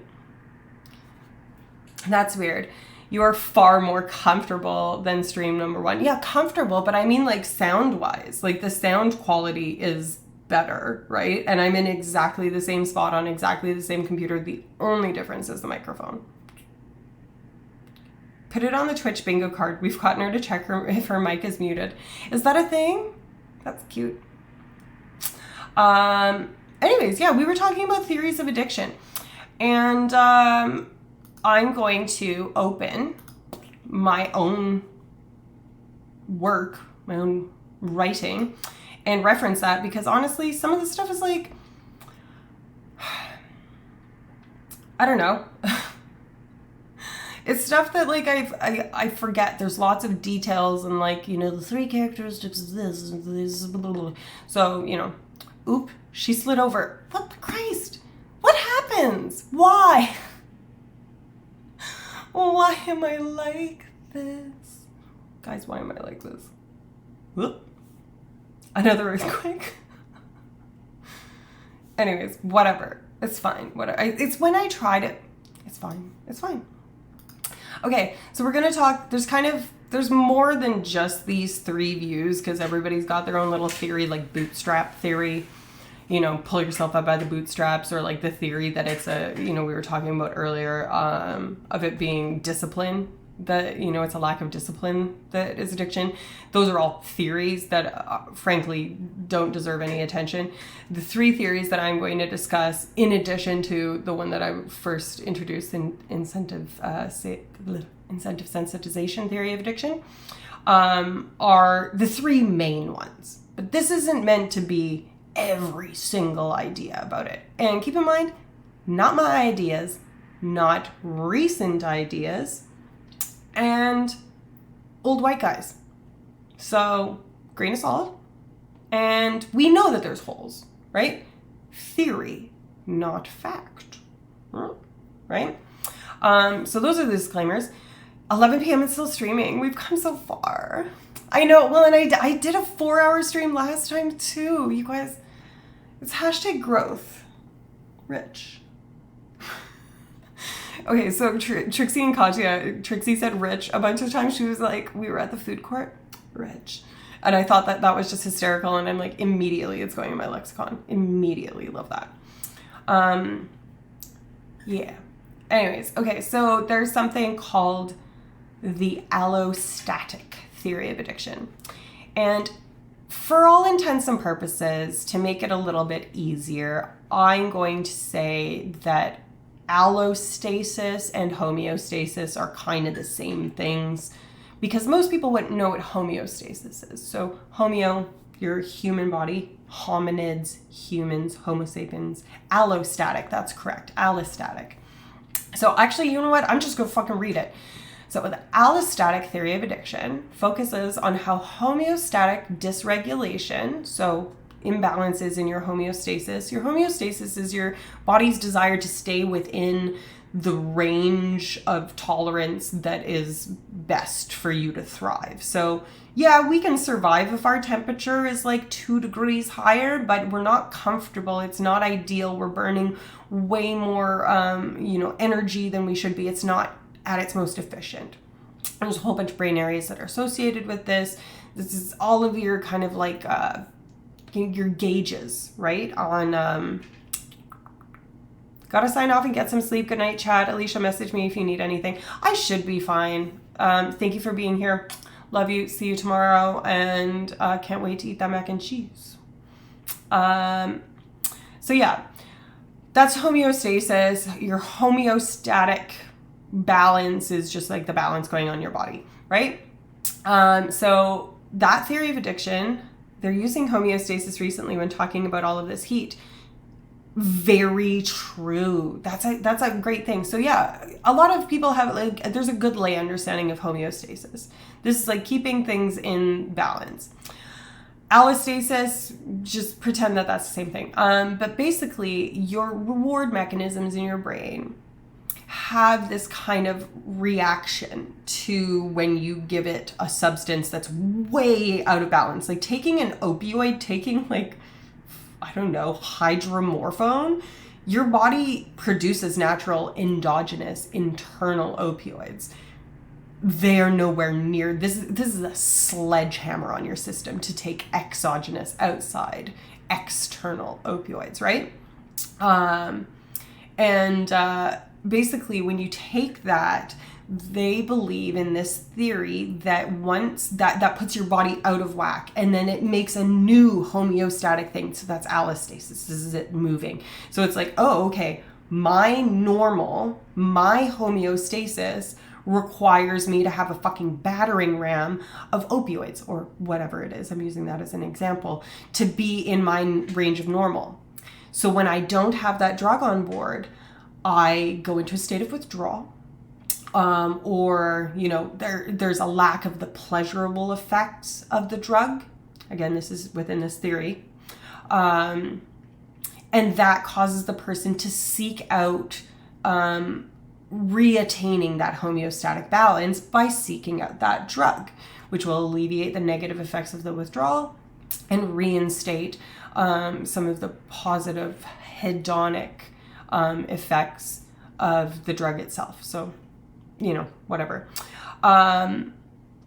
So your set point, your thermometer moves basically, and you want to constantly keep it in there. So this is the equivalent of you turn your heat up. You need to keep putting something that's going to make the heater go.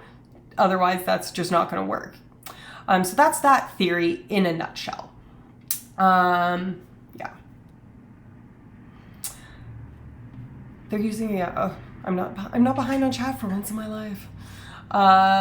The next one, and this is one that I was kind of talking about like a little bit about earlier with habits, is called what I'm going to call the habitual compulsion theory of addiction. So this says that the transition to addiction from just like, say, casual use is reliant on basically stimulus response learning, where the behavior becomes automatic, where you stop thinking about it and it becomes habitual.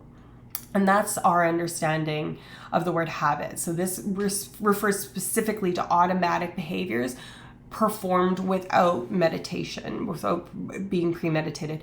That's not necessarily what all habits are, right? This is just in this specific usage. That's how we're operationally defining it, is how we would say that in science. And basically, the more you pair things, like, you know, I'm sitting here with my lip balm. This is a great example. You know, it becomes habitual. I'm not even thinking about it. I just reach over and I'm like, oh, my lips aren't greased to the max. Time to put on some lip balm. And I don't even think about it, right? Or tying your shoes. When you go to put on your shoes and you go to tie your shoes, do you think, all right, shoe tying time, let's go, boys? You know, no, you just start tying your shoes. You can have a conversation while doing it, etc. And these are all neurotypical cases, right? There's nuance within it, but again, within a nutshell of these. And they basically believe that it's a transition from habit or from non-habits to habits. And that those habits have a compulsion behind them, that it becomes like a fixation. People frequently talk about cigarette smoking being oral fixation and just wanting to be doing that because it's a repetitive behavior. And then you're just like you have the urge to do it because that's what you do. That's kind of how this theory looks at it. And then the third one, in the historical views, is the pleasure theory of addiction. This is one that's kind of really, I should have mentioned, the first one is kind of also that negative reinforcement, the allostatic balance, is the self-medication hypothesis is in there as well. So that's, you know, people take drugs because they're trying to self-soothe. Can be true, but that's certainly not the whole story. And then, so this last one is the pleasure theory of addiction. And this suggests that the drug feels good. We feel good, therefore do more drug, right? Now, there's problems that we can see within all of these, some of which I've already mentioned, specifically with the pleasure theory of addiction, which is one that a lot of people kind of like hang on, because usually people like doing drugs and that's why they start doing drugs. But most people that are addicted to drugs or experiencing, substance use disorders, they don't like it anymore. They're dependent on it physiologically, which we talked about earlier. They need it to maintain homeostatic balance. They are addicted to it, but they don't like it. Frequently, you don't get any hedonic response to the drugs anymore. Ask any smoker if they like smoking, and usually even the people that will say, oh yeah, I love a cigarette, they'll be talking about a cigarette in the behavioral context of something like a cigarette after sex, cigarette while you're driving, that sort of thing. And that falls into the, habitual compulsion aspect of things, but it can't be the whole story, right?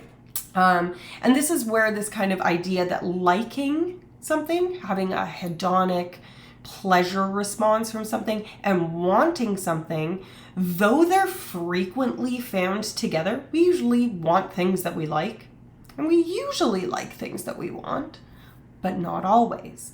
And we can disentangle those things. And only recently have we started to disentangle those things. And that's where the theory that I originally was talking about comes in. And that's the incentive sensitization theory of addiction. With all that to say, and we're in ad breaks now, and I don't know how many of you are. This is an important point. I don't want anyone to be stuck in ads during this, but to put this in context, this theory I think came on the scene in 1990 something. So it's pretty recent. Like, I say that as someone like an aging millennial. So use clues where you want. But whatever. It's still conceptually recent when you consider that some of these earlier theories are from like the 70s, right? Or the research that supports them. So what this theory kind of says in a nutshell is that liking and wanting are separate, and that addiction is a state of aberrant wanting. So craving, right? And that circles back to those cues that I was talking about. So cue instigated craving, and the fact that drugs sensitize, they make a system more sensitive when they're on board, in the reward system makes it so that those cues that are associated with it are also more attractive, and more of a lure towards the addictive substance themselves. That's kind of how addiction develops. So they're using homeostatic. Why did that just pop up again? Oh, it's because it was behind the little pop-up alert that said something about ads, whatever. Anyways, I want to say basically the tidy sentence that I wrote, and then I'm going to break it down for you, step by step. So the incentive sensitization theory of addiction proposes that addiction is a product of intense, aberrant motivational states of craving or excessive wanting, that have their origin in brain changes that occur after the exposure, and particularly repeated exposure, to addictive drugs. So I could get into the really nitty-gritty, greasy details. It's a lot about dopamine. There's a lot of other neurotransmitters that are involved in this. Dopamine gets the most attention because it's the most studied, therefore it gets studied more, therefore it gets more attention. But that is a big part of it. So in essence, the drug comes on board, it changes your brain in such a way that things that were already something that you want and crave are now turbo want and turbo crave, right? Another viewer comment. What does that mean? I don't get it. Orange hue, I don't get it.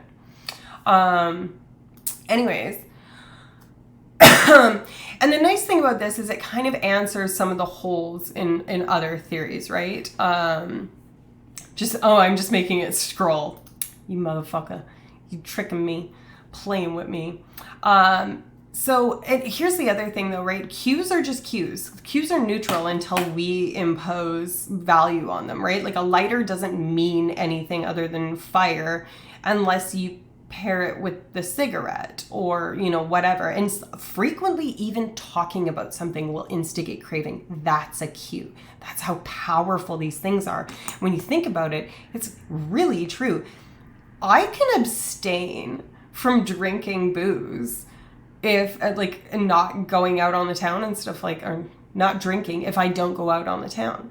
If I stay at home and I go to the gym, they don't serve beer there. Not lately, at least. And I go to the, backyard pool, or I'm going bird watching, walking the dog, and, that sort of stuff.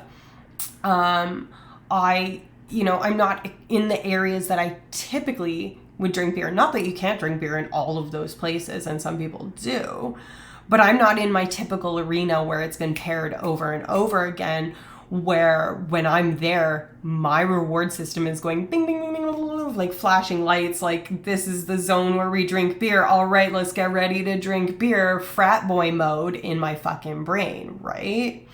And that's essentially, kind of what's happening in a metaphorical sense. Of course, that's not how I wrote it in the chapter. I wasn't like, whoop, whoop, whoop, frat boy brain.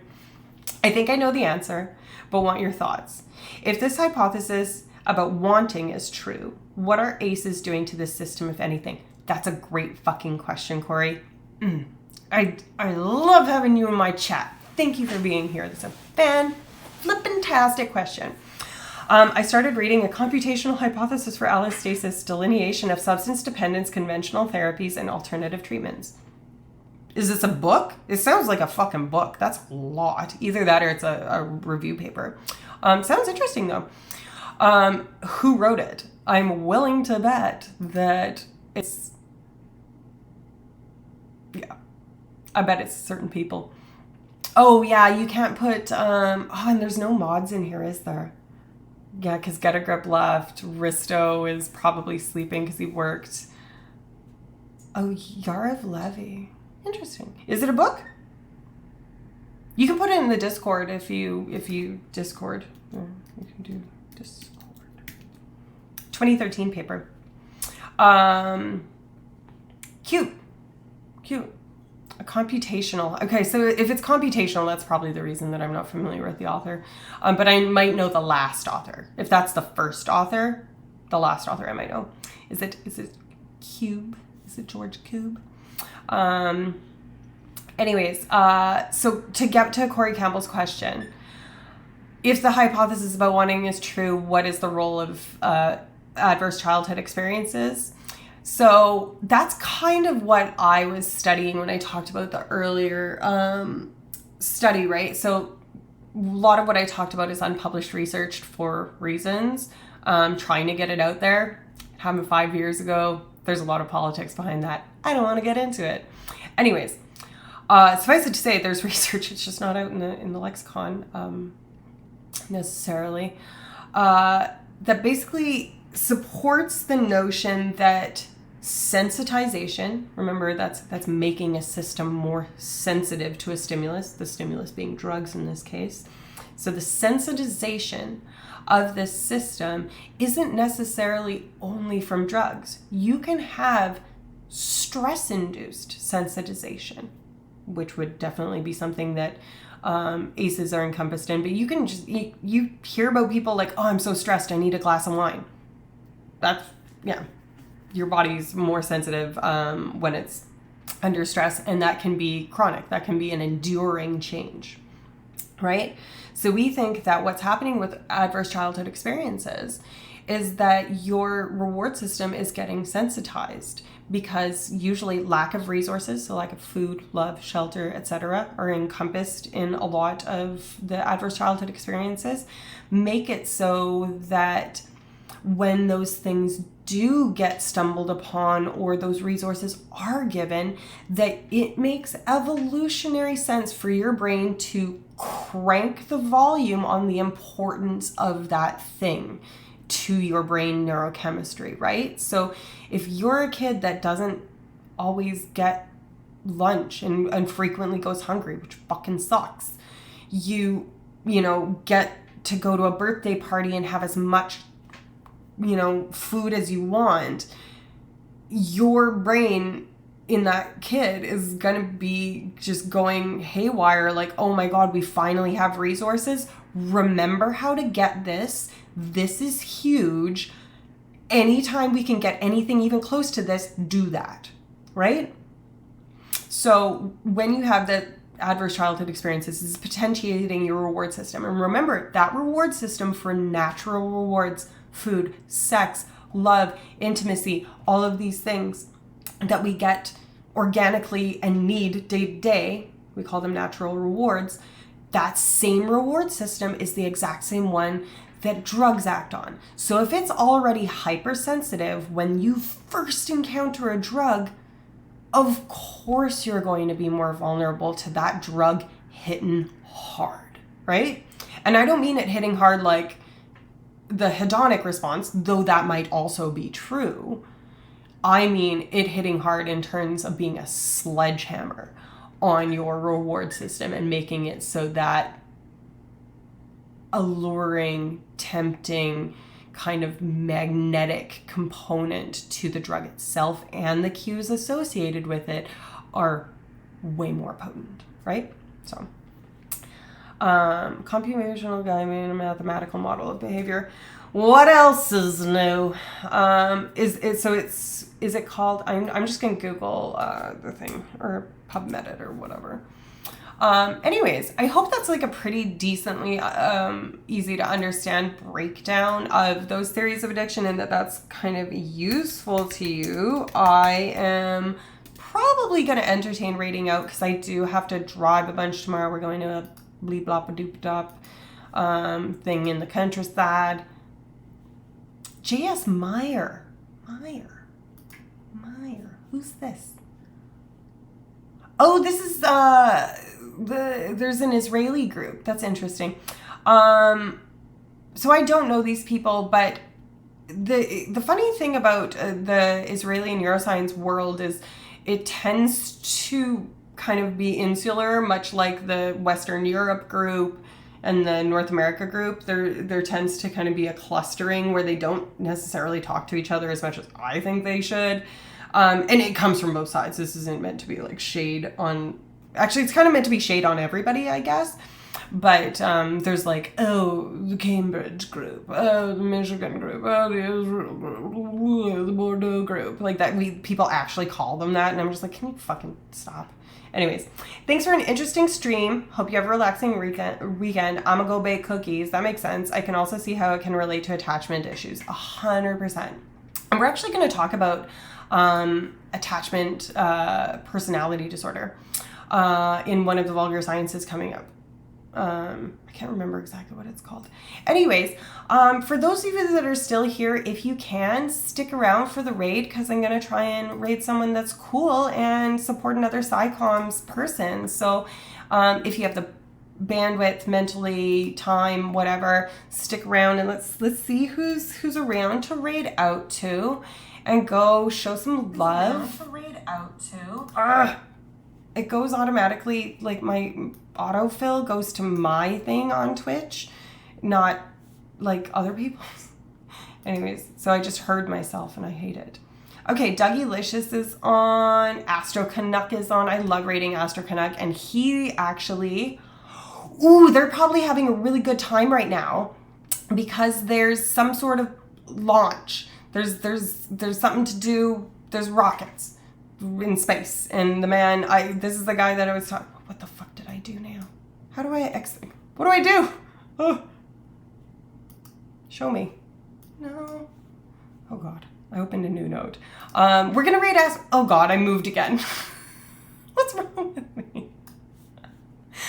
Never heard of Astro Canuck. Listen, I know I raid the same 3 fucking people all the live long day, but she is who she is. And I also like to support them because they support me, and it's a nice kind of little circle. And usually people enjoy other people, you know? Like, I think people that would enjoy my stream would also enjoy Tom's stream. So let's do that. Is it all one word, Astro Canuck? Yeah. Okay, I didn't do the poll about the drugs that I should do next time, but I kind of should have done that when there was the most of us in chat. So if anybody's more juiced about something than people were about caffeine earlier, then I'll probably go with caffeine, which is going to be interesting because your girl doesn't know that much about the mechanisms of action of caffeine. Oopie. I know a little bit, but it's rusty and it's from like my undergrad and like early graduate pharmacology stuff, so I'm gonna have to brush up. Anyways, we're gonna raid. Did I do it? The raid has been created. Thank you so much. This has been a really fun stream. We almost made it to 4 hours again. Everybody's questions were so great. I really hope that I see y'all at Vulgar Science. Remember us on the other channel, and otherwise see you next Friday. Much love. Take care of yourself. Go to therapy. We're gonna raid now. Press the button. Beat up.